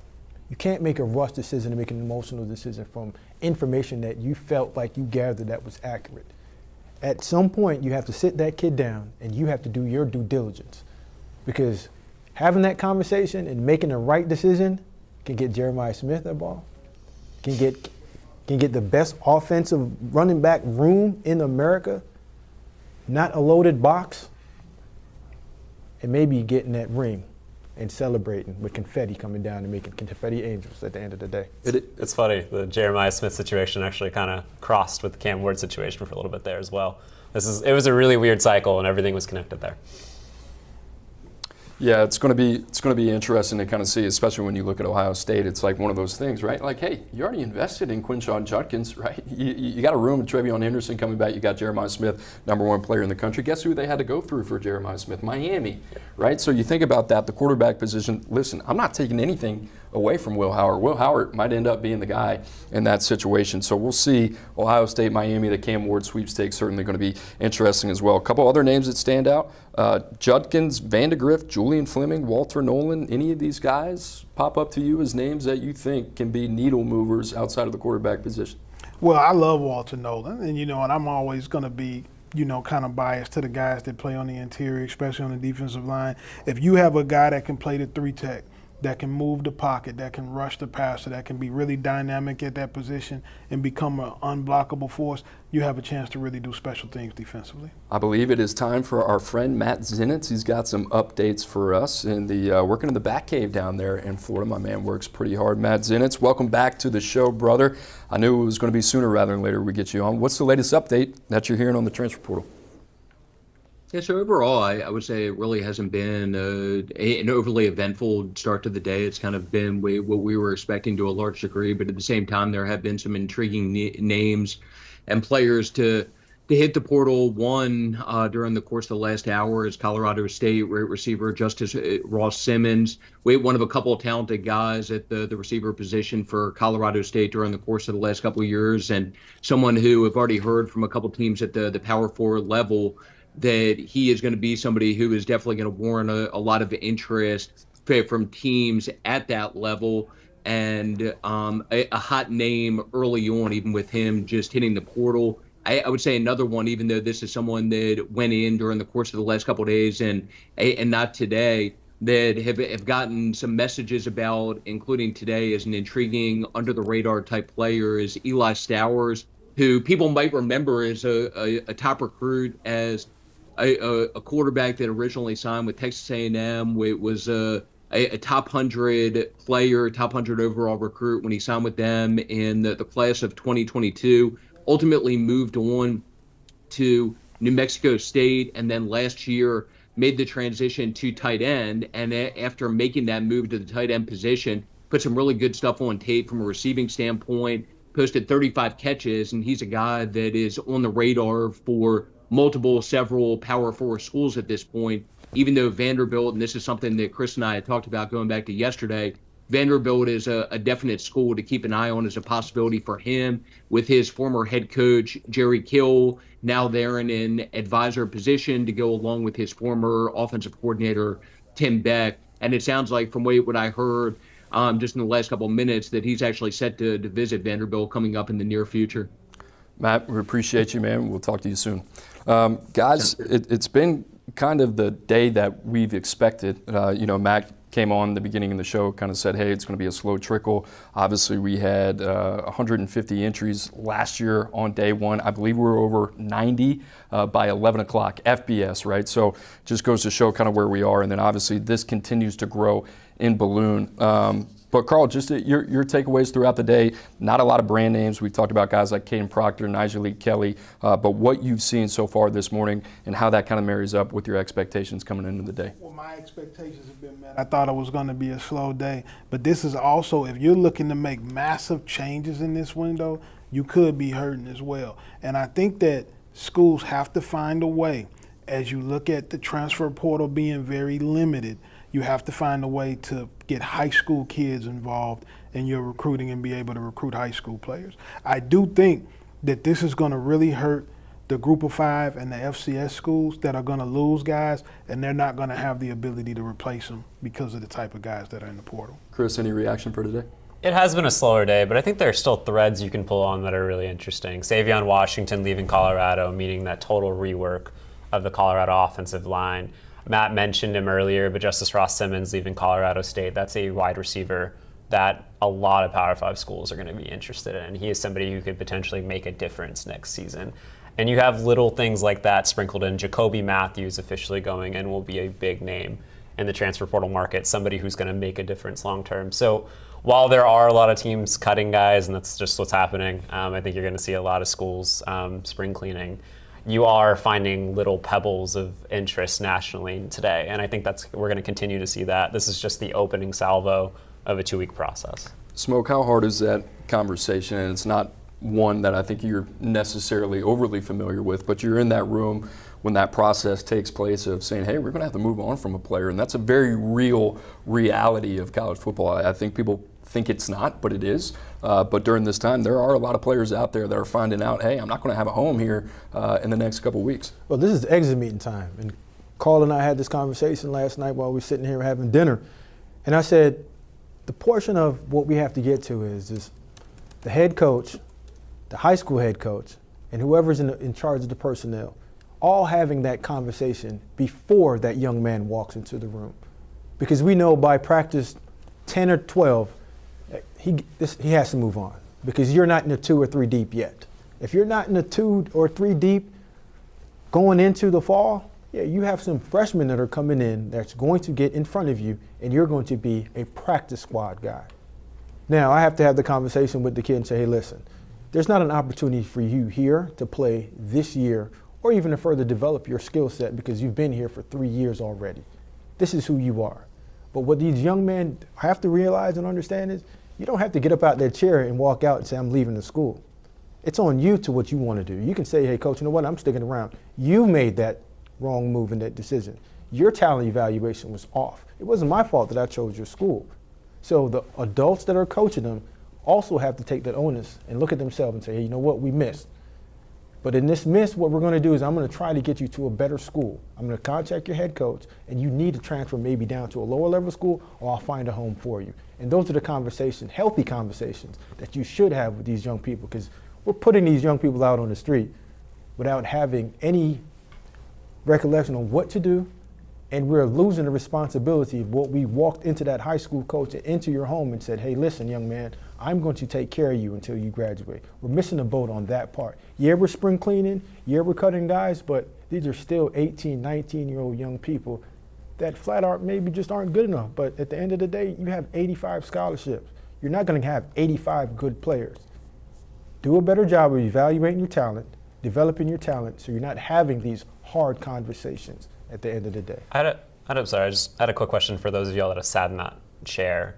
Once y'all identify a miss, like at this time of year, obviously you're trying to fill the need later, but like what are you learning specifically from what you missed on? Are you keeping notes about like what you missed? Like, are you taking away lessons? Like, what are you looking for when you make those decisions? I'm always big on going back and figuring out what did I do to not help myself in the evaluation process. What did I miss on? Is it a character deal? Did I do enough research on this player? Did I sit in with his parents, his team that he had around him? Did I do enough digging for 3 to 4 years? Because that's how long you're recruiting these young people. And you have to take that slap on your wrist and say, you know what, I missed. And figure out how do you get better in the long run. Yeah, I'll say this. It was more convenience than anything, and you could see it from a mile away. And what I mean with that with the coaching staff is, or hey, maybe this guy's within a 50-mile radius. Maybe this guy is a family that I'm connected to. Maybe I have a connection with the high school coach. You don't really want to do the work. It comes down to work. Guess what? Roma Dunze was a hard recruitment. You know, Jalen McMillan was a hard recruitment. Trickman Duffy was a hard recruitment. Leatu Latu was a hard recruitment. You got to battle for those guys. Your best players are typically going to be the guys that you have to battle for. Rarely does a Eddie Ulufacillo just walk into your locker room and say, oh, hey, we got this walk-on third round or day 3, draft pick who just developed, right? Yeah, that's part of it. But the biggest thing is I think you have to have the wherewithal to continue to evaluate your staff and continue to hold them to a higher standard. And guess what? That's a really difficult thing to do if your head coach doesn't have buy-in on that process as well. So you got to have a head coach that believes in the process, is convicted in it, and it's a business, it's a transaction. People don't want to believe that it is. It's been that way for quite some time. That's what we're seeing here. So you can't talk about the transfer portal without talking about Colorado as well. And we bring in our friend Adam Munster Tiger. And Adam, we appreciate you being in, man. And it's portal season. And if there's one thing Deion Sanders knows, it's how to get the most out of the transfer portal. But let's start at the top, man. What do you make of today's portal entries for Colorado? So far, pretty much expected. There are a couple guys that you would have liked their potential had they stayed in the program. Safety Jaden Milliner-Jones had played a lot of football for Colorado as a true freshman and was a guy that showed professional potential, but they're so stacked in the defensive backfield that maybe he didn't think that he was going to be a starter this year and wanted to go somewhere else for that opportunity. Savion Washington is another piece on the offensive line that if you're Colorado, you'd like to keep around. He would be a nice depth piece at tackle. He actually played pretty well through the first 5 games of last season and then suffered an ankle injury. And by the time he came back from that ankle injury, Colorado's offensive line was really in shambles at that point. So it's really kind of a retooling of that whole offensive line. And Colorado is been expected to be a very active participant in the transfer portal. We expect them to go after a couple linebackers, continue to fill up that offensive line. Right now, you probably feel good about 7 of the offensive linemen that are on this roster right now, but certainly you've got to add a few more pieces to that group. So generally, it hasn't been surprising. A lot of the names that have popped up were guys that weren't even on the spring roster or had a very limited role, but those 2 guys I mentioned were guys that you'd probably like to keep in this program if you could. Yeah, offensive line is certainly going to be the focus for Deion Sanders. They got to keep Shedeur upright, and that's going to be something that's going to be of the utmost importance. So, I know you've been talking about that. They got 7 guys that they like. Is it right now for them? Is it more depth? Can you go out there, get a top-end starter? Where do they kind of fall in terms of the market right now? Yeah, that's a challenging thing, right? Is they've got a pretty good group right now that they like, and so you're going to have to sell somebody that's willing to come in and compete for a spot. And they've targeted a few guys, and they feel pretty good about them already. So we'll see. Now, I do think that group is going to be vastly improved. Now the question is, how does that depth come in? And I guess the next few weeks will tell us the story there. Adam, outside of offensive line, and I know the Buffs got needs, everybody's got needs this time of year, is there one position group where you say, hey, going into the fall, they got to get this right, they got to be able to execute here over the next couple weeks? Yeah, I mentioned earlier linebacker is a position that they need help. They had DJ Lundy from Florida State committed as a transfer, and he was kind of what they thought the doctor ordered because this was a defense that struggled against the run. Coach Prime mentioned that, hey, our biggest keys this offseason are getting better running the football and stopping the run. And so DJ Lundy going back to Florida State kept that as a big need for this program. They like Vonta Bentley and Trevor Woods coming down, a converted safety, but they've really got to fortify that depth if they want to have the defense they're hoping to in 2024. Adam, we appreciate you, man. You got a nice view there. Enjoy the weather over there. We're all very, very jealous of you. Appreciate you stopping by. Adam Munster Tiger from BuffStampede.com for the latest news on the Buffs, football, and recruiting. Make sure to visit BuffStampede.com. Guys, I mentioned that promo. I'm going to keep hitting it. National promo for the transfer portal. That ends tomorrow at midnight Eastern time. 60% off annual subscriptions to 24/7 Sports. It's a heck of a deal. Make sure you take advantage of it. Carl, tell your friends, baby. Let's go. Colorado, okay, we've talked about them earlier in the show. You had Adam talking about the offensive line. He's talking about the linebackers as well. I want to get your opinion. The offensive line is kind of like the low-hanging fruit. Everybody knows that they need to protect Shedeur Sanders. Carl, you watch a lot of Colorado football. What's one position group that maybe stands out to you outside of the offensive line? They could use a game changer at linebacker, a guy that can make tackles from sideline to sideline and fly around a little bit. I think that's another position that they'll look to add a guy. Smoke, how close is Colorado from eventually competing for a Big 12 title and maybe getting into that 12-team playoff conversation? When you have game changers such as Hunter and Shedeur, you're always in it. What I'm going to say to Carl about Colorado is, as much as Travis Hunter plays and as much as reps they get, I think adding a piece back there in the secondary, a veteran guy that can come in and give him some spell, just give him some time off so he can go over there and be productive on offense as well too, would help them out. But you're always in a fight when you have top 10 players that's going to be in the NFL draft to win close games. Because when you win your close games, your best players come through, and I'm believing those two beating the others. Chris, how big of a factor can Deion be in this spring portal window? I mean, there hadn't been a ton of high-power names or names that maybe are that recognizable so far on day one, but from the names out there in terms of the needs that they have, how big of a factor can Colorado be? I think Colorado's always going to be a factor if they choose to be a factor. I mean, I've talked to so many players and so many recruits. If the number for Deion Sanders rings you, man, you're going to pick up, right? Like, no matter who you are. They might not have a shot at the guy because of NIL or something like that, but Deion Sanders is always going to be a factor in these recruitments. And if they need a linebacker, when they do need a linebacker, Carl's absolutely right about that. Like, they're going to probably find a linebacker. It might not be somebody at everybody's top of the board, but they're going to fill needs. And I think if they add a little bit more offensive line, defensive line depth, and maybe an impact linebacker, this is a team that, with a difficult schedule, can win 7, 8, 9 games next year potentially. That's the ceiling. It's a new look Big 12, and not the only new team in the Big 12. You got Arizona as well, as new Arizona head coach Brent Brennan is steering the ship as the Wildcats venture to their new home in the Big 12, equipped with a top 25 caliber roster and realistic hopes of winning a conference title and a place in the college football playoff. And here to fill us in on all the spring happenings in Tucson is Jason Shear from the Wildcat Authority. Jason, we appreciate you joining us, and I'll give you a softball right off the cusp. Your first impressions of the new head coach there in Arizona. Yeah, it's all been positive. A really nice guy, and I don't know how he can coach. That remains to be seen. But really good dude, and the players seem to like him quite a bit. Very organized, very involved with the players. I think the one thing that really stands out is, and his passing game coordinator Matt Atkins said it the other day, They're looking to break barriers. Like, they want to get to know them as people. They don't want it to be completely professional. And I think that's something that's really stood out early on. Corner Takario Davis is in the transfer portal, but he's practicing with the team. What can you tell us about that unique situation? Yeah, it's a weird situation because he is running with the ones at corner.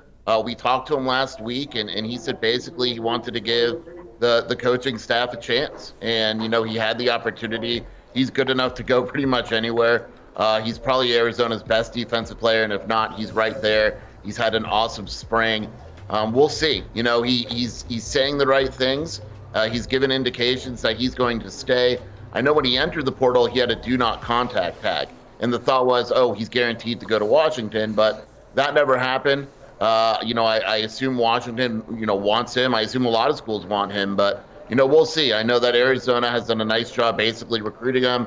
He's running with the ones. He has a big role on the defense, and he's probably the most important aspect of this cycle for Arizona in terms of retention. Coach Brennan's got a lot of holes to fill, especially on the front seven, and obviously you lose Bill Norton. That's a tough one. How do they feel currently about the guys that they have in that room, not only the defensive line, but at the linebacker position?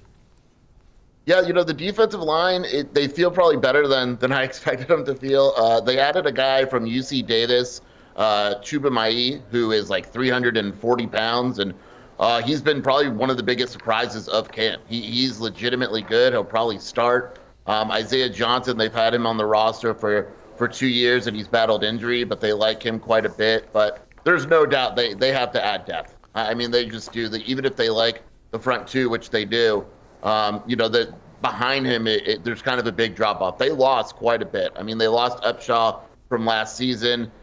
He was the team leader in sacks. They added Trey Smith from San Jose State. They hope that he can fill the role. Linebacker, they returned Jacob Manu.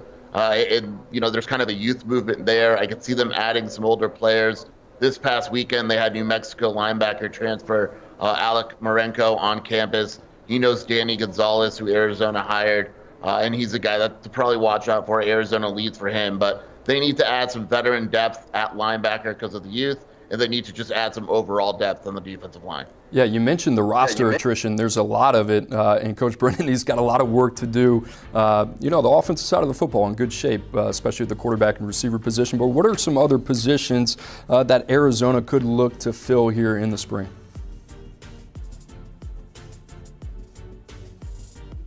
Yeah, I think overall, like you mentioned, the receiver and the quarterback is good. They need offensive linemen. They're preparing to lose a couple. I don't necessarily know who they are yet, but you can just tell kind of who they're looking at the portal, that they're preparing to lose a couple offensive linemen. Wide receiver, I think if they can add a game breaker type, they obviously like T-Mac a lot. The second wide receiver and third wide receiver spots has been rotating quite a bit. I think if they can add someone like Justice Ross, for instance, I would expect Arizona to go after him. I believe they've already contacted him today. They want another guy to kind of take the load off T-Mac. They had Jacob Cowing last season. He was that guy. Now that he's going to the NFL, they kind of want to, they have some nice depth, but they don't necessarily have that second, possibly elite receiver, and that's something they want to add. Jason Shear, man, we appreciate you stopping by. Thanks for having me. I appreciate it.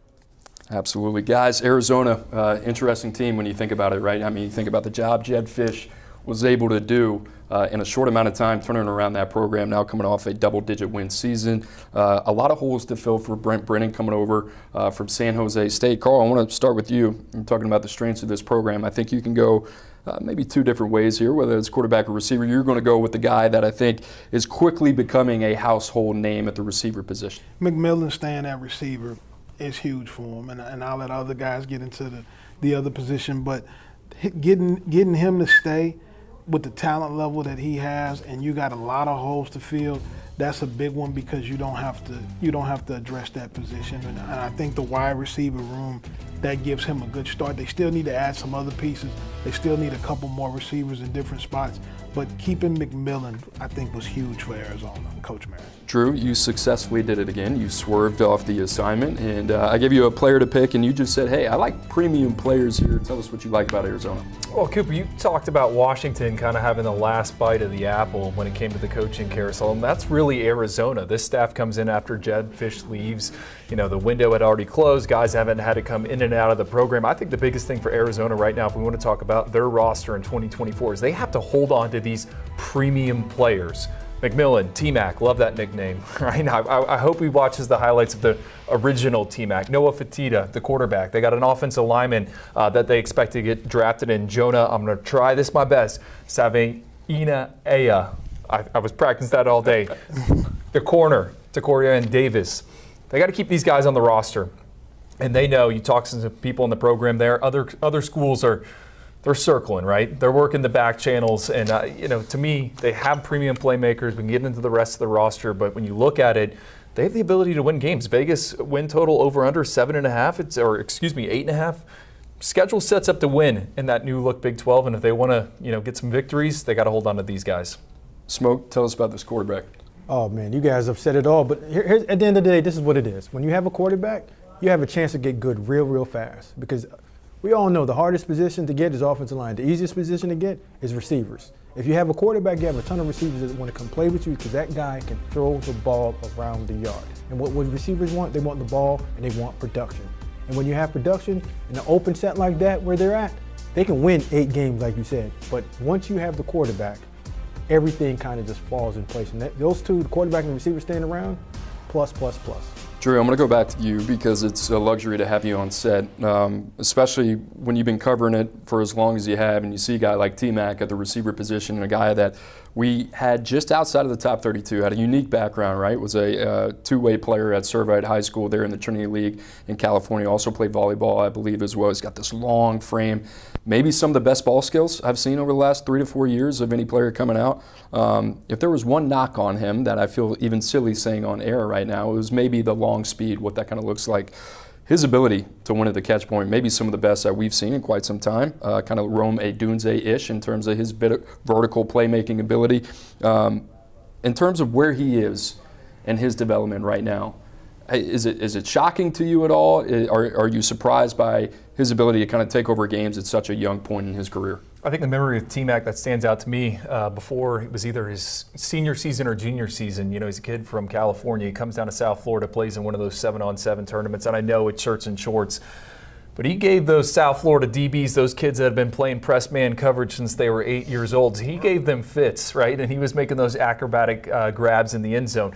I'm surprised he's had so much success, and then you think about them moving into the Big 12 where it's a league where they throw the football around. I think he's going to have a ton of success. And really with him, the fact that he's stuck with Arizona, you know, we continue to talk about all these players moving around in the transfer portal. He's one of those guys where, you know, do you want to get paid now or do you want to get paid down the line with the NFL? And he's had a unique decision to make. And really, you know, so far it sounds like he's staying at Arizona. I'd be shocked if there weren't people that have tried to make some runs at him. And he seems to be locked in with the Wildcats. We'll see if it sticks with that. But he's one of those guys where, man, if he goes somewhere else, I mean, you can't really fault him, right? I mean, take the money. Turning point for Arizona in that program. You want to talk about why recruiting at the high school level is so important. You take away Noah Fafiti, you take away T-Mac from that program. What's the trajectory, right? Not to say that Jedd Fisch hasn't done great things during his time there in Tucson, but you think about how they built that roster. Those two guys were a huge part of that. Elijah Rushing was a guy who ended up as a 5-star, was from Arizona, was committed to the Wildcats. You kind of wonder, right? Those are like game-changing fits for those programs. I love their roster construction, how Jedd Fisch had done it, right? You said it, notable guys from the high school ranks. That's kind of your NFL draft. And then they would go out and get these impact transfers from lower levels, guys that would transfer up. We continue to mention the group of 5 up into the Power 4 now. And they would even have to go after some FCS guys. Jacob Coing, the wide receiver, that was a big win for them. I think more schools, as we get further along in this transfer era, are going to kind of default to that. Carl, on the flip side of this, we talked to Jason about some of the positions that they need to address. What do you think biggest need for Arizona? Running back, you want to try to get a game changer at running back, a guy that can take the ball and go downhill for you and have some production. Even though you have your passing game set, late in ball games, if you can't run the ball and close out games, it can be really tough to win. So you want to try to address the running back position in this window if you can. He brought up the running back position. I was talking with someone there. They like the New Mexico transfer, Ja'Cory Krosky, that's coming in. I also got a kid from San Jose State. I think he's absolutely right, though. You know, what's going to free up that passing attack? It's going to be the run game. And again, they got to keep these guys committed, keep that core in place. For me, the area, you know, just bodies on the offense and defensive lines. You know, when Jed Fish left for Washington, they took a lot of players, not only from the current roster, but that high school recruiting class. I think Arizona's in a position where they feel good about how they're recruiting right now. But this 2025 cycle is going to be very key for them in terms of balancing out that roster where it's not too top heavy with the seniors, and it starts with the heavy Chevys in the middle down there on the D-line. Smoke, delicate balance right now in the secondary, right? We talked about Tacario Davis. You think about Ephesians Prysock. He's off to Washington as well. They had done a really good job evaluating some of these guys in that defensive backfield. How tough is that going to be? I mean, any given situation, obviously, when you have a youthful, inexperienced secondary, but how hard is that for a first-year head coach to go in and completely replace a secondary when you're not at a place like Alabama? Well, it hurts more when you don't, like you just said, Drew, you don't have that edge rusher that can speed the process. And when you've developed your own, it hurts a lot more to see that we're the ones that got these players to where they're supposed to be, and abruptly they just leave us and we got to start back over again. But you know what? If they did it once, they can do it twice. And I believe they have the right formula to do that. But right now, as a weakness, that secondary is taking a hit because you know what they're going to do in that conference. They're going to chuck the ball all the way around the field. Well, guys, we appreciate Jason Shear coming on to talk some Wildcats. And like I said, you can find WildcatAuthority.com for all your latest news on the Wildcats in football and recruiting. I'm going to say one more time, we got the 247sports.com national promo for the transfer portal that ends tomorrow at midnight Eastern time. 60% off annual subscriptions to 247sports.com. All right, guys, notable spring window transfers in 2024 or in 2023. Excuse me, you see some of the names here. Bear Alexander, certainly a name who we're pretty used to hearing in the headlines. And then you got Keon Coleman there, more than likely going to be a day 2 round draft pick, transferring from Michigan State to Florida State. Jordan Hudson from TCU to SMU. Chris Graves, another transfer from Miami. And then Emmanuel Pregnon from Wyoming to USC. So you think about the spring portal, you got 5 guys there listed in the top 50. I think it just goes to show, I think as of right now, we're very early on day 1, but in terms of the type of talent that you're going to be able to attract, we haven't seen that guy yet. Outside of Kadyn Proctor, we haven't seen the Bear Alexander of the world. We have not seen the Keon Coleman of the world that can maybe dynamically change your offense for a guy like Jordan Travis. That being said, we're on day 1. We got 2 weeks left, so we'll see on that. But in terms of the names that are already in the portal, Carl, I'll start with you. Guys that could change an offense, a defense, a program outlook of the names that are in the portal already. Is there one that jumps out to you? Penn State wide receiver Keandre Lambert-Smith is a guy we've talked about a ton of teams today that could use an infusion at the wide receiver position. I think he's going to command a significant amount of NIL money. I think that he can help take a team, especially one of these teams that's already invested in an elite quarterback. Guys that need big-time play at receiver are going to be all over this guy. He can be a missing piece potentially to a team that's looking to win a championship. Chris, we just got done talking about Bill Norton, the defensive tackle from Arizona. What is it about him that you think is going to attract a lot of teams in this spring portal window? I mean, he's not as well known of a name as Keandre Lambert-Smith, but I've talked to multiple SEC staffers over the last couple of days who think that he could come in and start right away for them. He's that kind of presence. He obviously signed with Georgia out of high school as a big body. He really came into his own last year at Arizona. And I think adding those pieces along the defensive interior, those are the type of small changes that you can make in the spring that lead to large gains in the fall. And I don't think he's going to get as much run as some other guys in the portal, at least in terms of coverage, but he is the type of person who can change the 2024 season for somebody. And I think he's going to have a ton of interest in the portal. And he's got a lot of connections out there, including the staffers at Texas and Washington and other places. Is there a player comparison out there, like previous, I mean, the name that comes to mind, and that being said, I have not, dove in on Bill Norton whatsoever, but the name last year, if you think about it, as of right now, and the team that's kind of like an exemplary team to look at in the transfer portal, Florida State. And them striking gold not only on offense with Keon Coleman, but with Braden Fisk coming over from Western Michigan. Is he a player Not so much in the NFL development aspect, but that can have that type of collegiate impact. Yeah, I haven't had anybody bring up Braden Fisk specifically as a comparison, but I totally agree. He is the type of player who can come in, potentially be an early round draft pick if he puts another good season together. I think it's a little different even than Braden Fisk, who proved that, no offense to the Group of 5 level, but he had to come into Florida State and prove he could play on the Power 5 level. Bill Norton is somebody who's already done that at Arizona, thriving in the Pac-12 last year. And I think a lot of schools view him not only as a rotation piece, which I think is a common thing for a lot of the defensive tackles you're hearing about now, but a potential starter. So a lot of schools are very high on him. Smoke, we are almost 3 hours into the show. We're getting ready to wrap up here in about 17 minutes. We have not talked about Damian Martinez. You know, one of those names you talk about, Chris, obviously being very well sourced, but if there's a guy that people are really interested in terms of plug and play, especially at the running back position, a guy that's got a lot of production up there in Corvallis, playing under Jonathan Smith, Damian Martinez is a name that keeps coming up. When you add a running back from the spring ball going into fall ball, that's probably the easiest position that you can add. Because all you have now is inside zone, outside zone. You might have a counter, might have power. There aren't a lot of complex run games that's in college football right now. So if you want a plug and play impact type running back or player, Damian Martinez is my guy that can come in and get you 1 or 2 close wins down the line as we get closer to the playoff. If he goes to a cold weather team, if he stays in the Big Ten, like you said, heavy Chevy moving, running back running, touchdown making, qualifies touchdowns and points at the end of the game to win those significant close ones at the end. Big picture-wise, it's interesting. We got a little bit of time to stretch out here, and one of the things that I was thinking about, Dallin Hayden jumping in the portal from Ohio State, and you think about Ohio State in that running back room, right? And when we talked about Cam Ward, and we talked about all these dots being connected, and you think about Dallin Hayden was a guy who had a productive freshman year, pretty much red shirts in his second year in Columbus, and then Ohio State brings in Quinshon Judkins, one of the best running backs in all of college football. But you wonder if there's enough depth in that room, and you've seen what you liked out of Dallin Hayden. You wonder kind of how it's all connected in the fact of, well, if we don't have to go out and use all our resources to invest in a guy like Quinshon Judkins, how much does that free up other parts of our roster that we're going to be able to attack?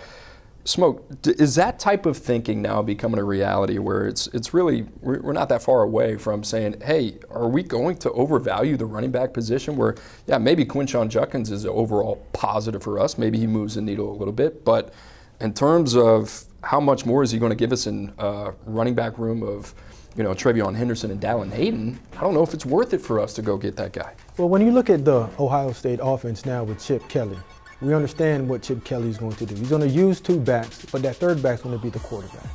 And there aren't that many balls or aren't that many carries to go around. So if you do lose your third running back right now is going to be Bill Howard, especially when you get into that red zone to create that extra gap that you can't defend as your quarterback.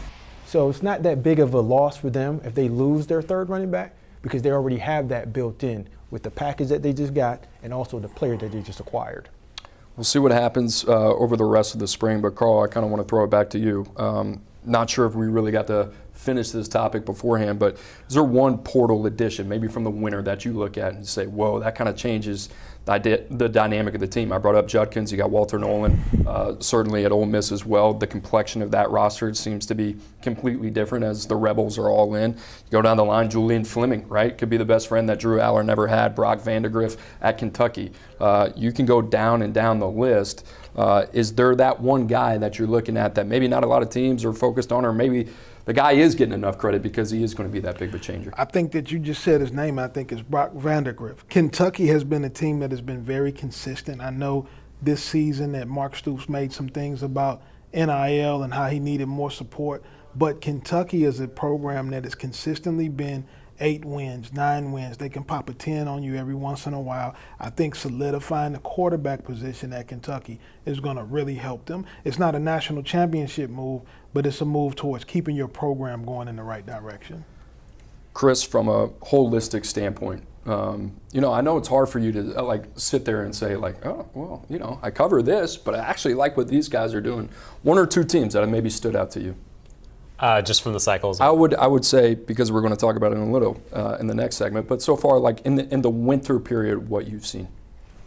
Well, I mean, I think A&M should get a lot of credit for the way they reworked that roster. It was a really popular segment for people in our industry to talk about A&M losing all those players, right? Evan Stewart's gone, Walter Nolan's gone, all those 5-stars are gone. But they've really quietly addressed that roster and almost every need possible in a transition year for them. Sure, they'd like to add a linebacker, sure, they'd like to add another offensive lineman, but they had nothing in the secondary coming back, and they added 10 plus transfers in that room, and I think it's going to be a strength for them. They've positioned that roster to potentially contend next year in the SEC if things break right and Connor Weigman's healthy. So I think A&M's done an excellent job. And then I think a team like Florida State gets a lot of credit in the portal, but you have to continue to give them credit because they don't miss a lot. They evaluate in the portal as well as anyone. Their early returns from their class so far have been excellent as well. I think DJU is going to be an excellent fit in Tallahassee for them, and I think that's going to position them to, again, be in the ACC mix, despite the fact that I think a lot of people assume this would be a transition year. Smoke, I wonder, with the college football playoff going from 4 to 12, what I think is going to happen, this is just my estimation here, is that you're going to see a lot of teams right now that are spending money. But in terms of once they get into that arena, maybe the semifinals, maybe you got those teams that we talked about, maybe we're talking about Ole Miss. I don't think they're going to be a problem. But Missouri, maybe you got an NC State, maybe you got one of these fringe programs. They get into that deep water, and they got Georgia, and they got Ohio State, and they got Oregon. They have these teams with immense depth.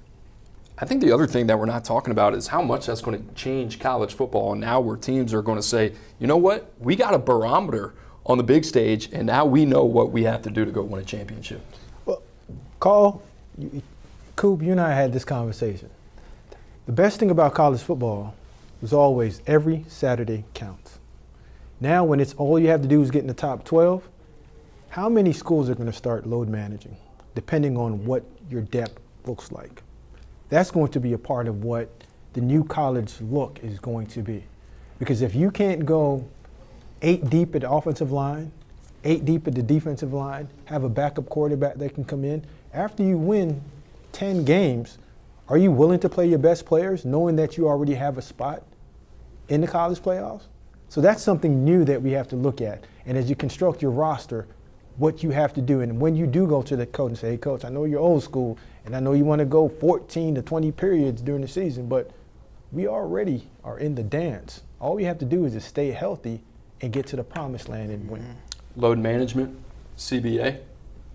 Sounds a whole lot like the NBA, huh? Yeah. We are there, college football, taking a crazy, crazy turn here. All right, guys, as we near towards the end of the show, here are the latest portal headlines for today. Like I said, former 5-star offensive tackle Kadyn Proctor officially enters the portal with a do not contact tag. He's been the headline of today. Colorado, well, they lost multiple players, 0 returning starters on the offensive line. We knew that coming into the days. So Deion Sanders certainly going to have to address that unit. Also, Colorado State loses receiver Justin Ross Simmons as well. And as of today, 129 FBS players have entered the transfer portal before noon Eastern time. So I think it was 150 players on day one last year. We're at 129, same pace. We'll get there before the end of the day. For sure. We'll be definitely above that. pretty Definitely at quickly, 150. That number just continues to balloon every year. If you think about year over year in the transfer portal entries and what that kind of looks like. But Carl, we'll start with you. Your biggest takeaways on today, and it hasn't been so much about big names. We haven't heard that name like a Kadyn Proctor or a Caleb Downs. There hasn't really been that surprise. But your takeaway on today and really kind of what your outlook is over the next 2 weeks. My biggest takeaway is going to be more for the high school player and the high school coach, and understanding that recruiting has completely changed in the last 5 or 6 years. High school players need to understand, and college coaches need to adjust to this as well. The old conversation of it's not a 4-year decision, it's a 40-year decision. Those things are over. We don't area recruit anymore, so you're not going to have the same coach coming in the same high school all the time. Everybody's position recruiting. The pressure to win is at an all-time high. I talked to a group of kids that were on their way to the Under Armour camp in Nashville last week, and I told them this. You need to find a place where you can go play as fast as you can, because if you don't play within 2 years, there's a likely chance that the coach is going to ask you to leave. And no matter what the relationship is with your high school coach, no matter what he told your mom and dad during the recruiting process, it's too much pressure for you to win. And if you go and play, your trajectory is going to be like this. But if you go somewhere and you sit on the bench and you don't play, the fall down is going to be really hard. It's going to be hard for your ego. It's going to be hard for your pockets. It's going to be hard on your relationships. And college coaches need to change the way that they have those conversations with high school coaches and with players and say, listen, we're going to be family if you play. But if you don't play well, you have to go. Because those discipline issues that you were talking about earlier, Smoke, only matter to guys that aren't productive. Guys that are productive, those coaches say, it's not that big of a deal, Smoke. We'll be able to work through it. Real quick, Chris, before we get your reaction, we got some news here. Former Texas running back Darien Brown, the former 4-star recruit out of Beaufort, Georgia, he hasn't given up his hopes of playing college football 5 years after suffering a stroke. He is entering the NCAA transfer portal as a graduate transfer. On Tuesday, you think about Texas, you think about that running back room as well, C.J. Baxter, Jaden Blue. Certainly a lot of talent there under Tashard Choice. Any information on him or anything that you can shed some light on in his situation? Well, it was really sad when he had to medically retire. Like, that's something you never want to see in that situation. He was a really talented kid coming out of Georgia, and I know there were a lot of people around the Texas program at the time that were really excited about his future. And I don't have a ton to add, but I hope he's healthy and ready to play, because it's a really cool story to see somebody make their career comeback like that. I will say, like, you never know. Leatu Latu was one of those guys. He's getting ready to be a first-round draft pick, right? Got DQ'd medically at Washington under Jimmy Lake, had a neck injury, goes back, gets a second opinion from a doctor, goes to UCLA, gets cleared, ends up back with his old defensive line coach in Akaika Malloy. And now this guy is, big body, can get after the quarterback, and is going to get ready to hear his name called pretty early, right? So there are examples of this, and obviously we hope for the best for Darien Brown and his future. Chris, back to you. Just your reaction on the day. We've talked about big picture items. We've talked a lot about the minutia as well and some of the players, but your reaction to kind of what you've seen unfold and what you expect to see unfold over the next couple weeks. I think it's been an interesting day. There's been a lot of really quality players go in the portal. Obviously, a lot of names that people aren't as familiar with, but that's an important time of the year, as we've discussed about as well. And I think moving forward, you're going to continue to see a couple more big names. I don't think it's going to be I think people need to tamper their expectations a little bit during the spring window. It's not going to be bombshell after bombshell like what we saw in the winter, but there are going to be quality players throughout the portal. You're going to see guys moving up. You're going to see guys filling important spots in two deep places. So I think this is a cycle more for the hardcore college football fan, but that's what we do at 24/7 Sports. So I hope you all are locked in. It's a good plug from our boy Chris. There it is. Hey, if you're joining us right now, you're in hour 3. You're trying to figure out what Colorado's doing at the linebacker position. We appreciate you guys joining us. Smoke, your final takeaways from today. My final takeaway is understanding that this is a slow process in terms of players getting in. But what you need to understand is that this is where the personnel department, general managers, and the evaluation process is heightened. Because you just said for the hardcore, you don't have to be hardcore if you've been doing your due diligence on the names at the lower level or the names that are still in the transfer portal that can necessarily help your team. So December is easy because all the big names are out there and you just saw those players play 10 to 12 games.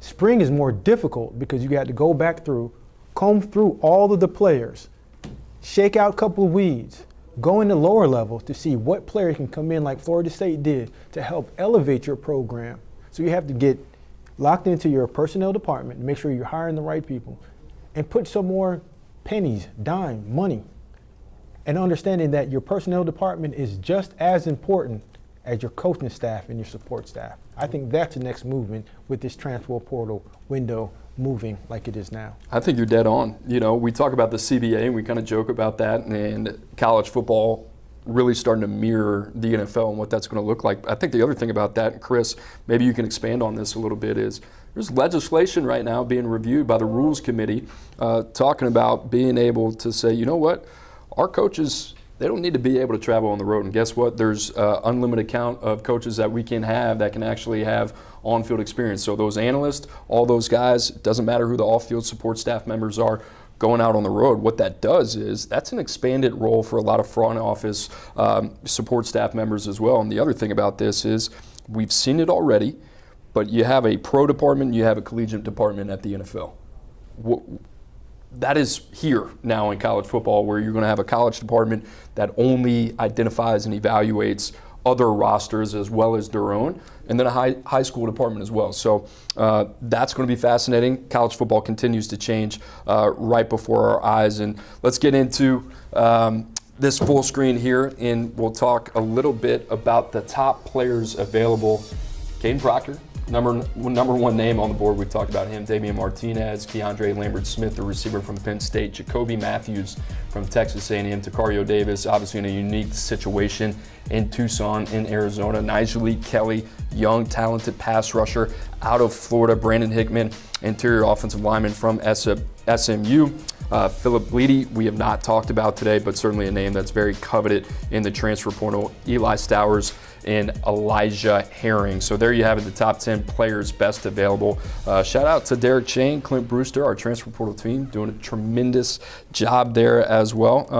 Last point I'd like to hit, strategically, these spring games, more than half of them haven't been played. Do you think there's something to that? Absolutely. If I'm a coach or I'm in the personnel department, I am begging my coach to push that window back a little bit further than that you can get to. Because I don't want my players out in the building, but I also want to understand that the players that you're letting out of your building, because your spring game is so far or ahead of mine, I can go in and now snatch that player up. Carl, what do you think about that, those exit meetings? I think that's the way that you have to do it. You need to move your spring game back as far as possible. If you can, it only helps you. You know, jamming it up against the window a little bit, you know. Chris, any last final impression? I know I just put you on the spot again, but if there's one thing that you take away from today, maybe a lower value player that kind of stands out, is it real quick? I think it's that there's still going to be some big movement later on. I wouldn't get lost in the sauce here. Maybe feel disappointed this morning. There's going to be more names in the portal, and I think there's some really quality players that are going to help the team. Still got some more time, got 2 weeks. And guys, for the last time, I'm going to remind you one last time, we got a national promo for the transfer portal that ends tomorrow night at midnight Eastern time. 60% off annual subscriptions to 247sports.com. You can't miss it. Make sure you do that. You have seen the power of our team here at 24/7 Sports. To all our team site members, we appreciate you. To my guys, Smoke Dixon, Carl Reed, Chris Hummer, Matt Zenitz, Andrew Ivins, and everybody else that helped us out, we appreciate it. And to my boy Kenny Williams, great job today. Thanks for watching 24/7 Sports.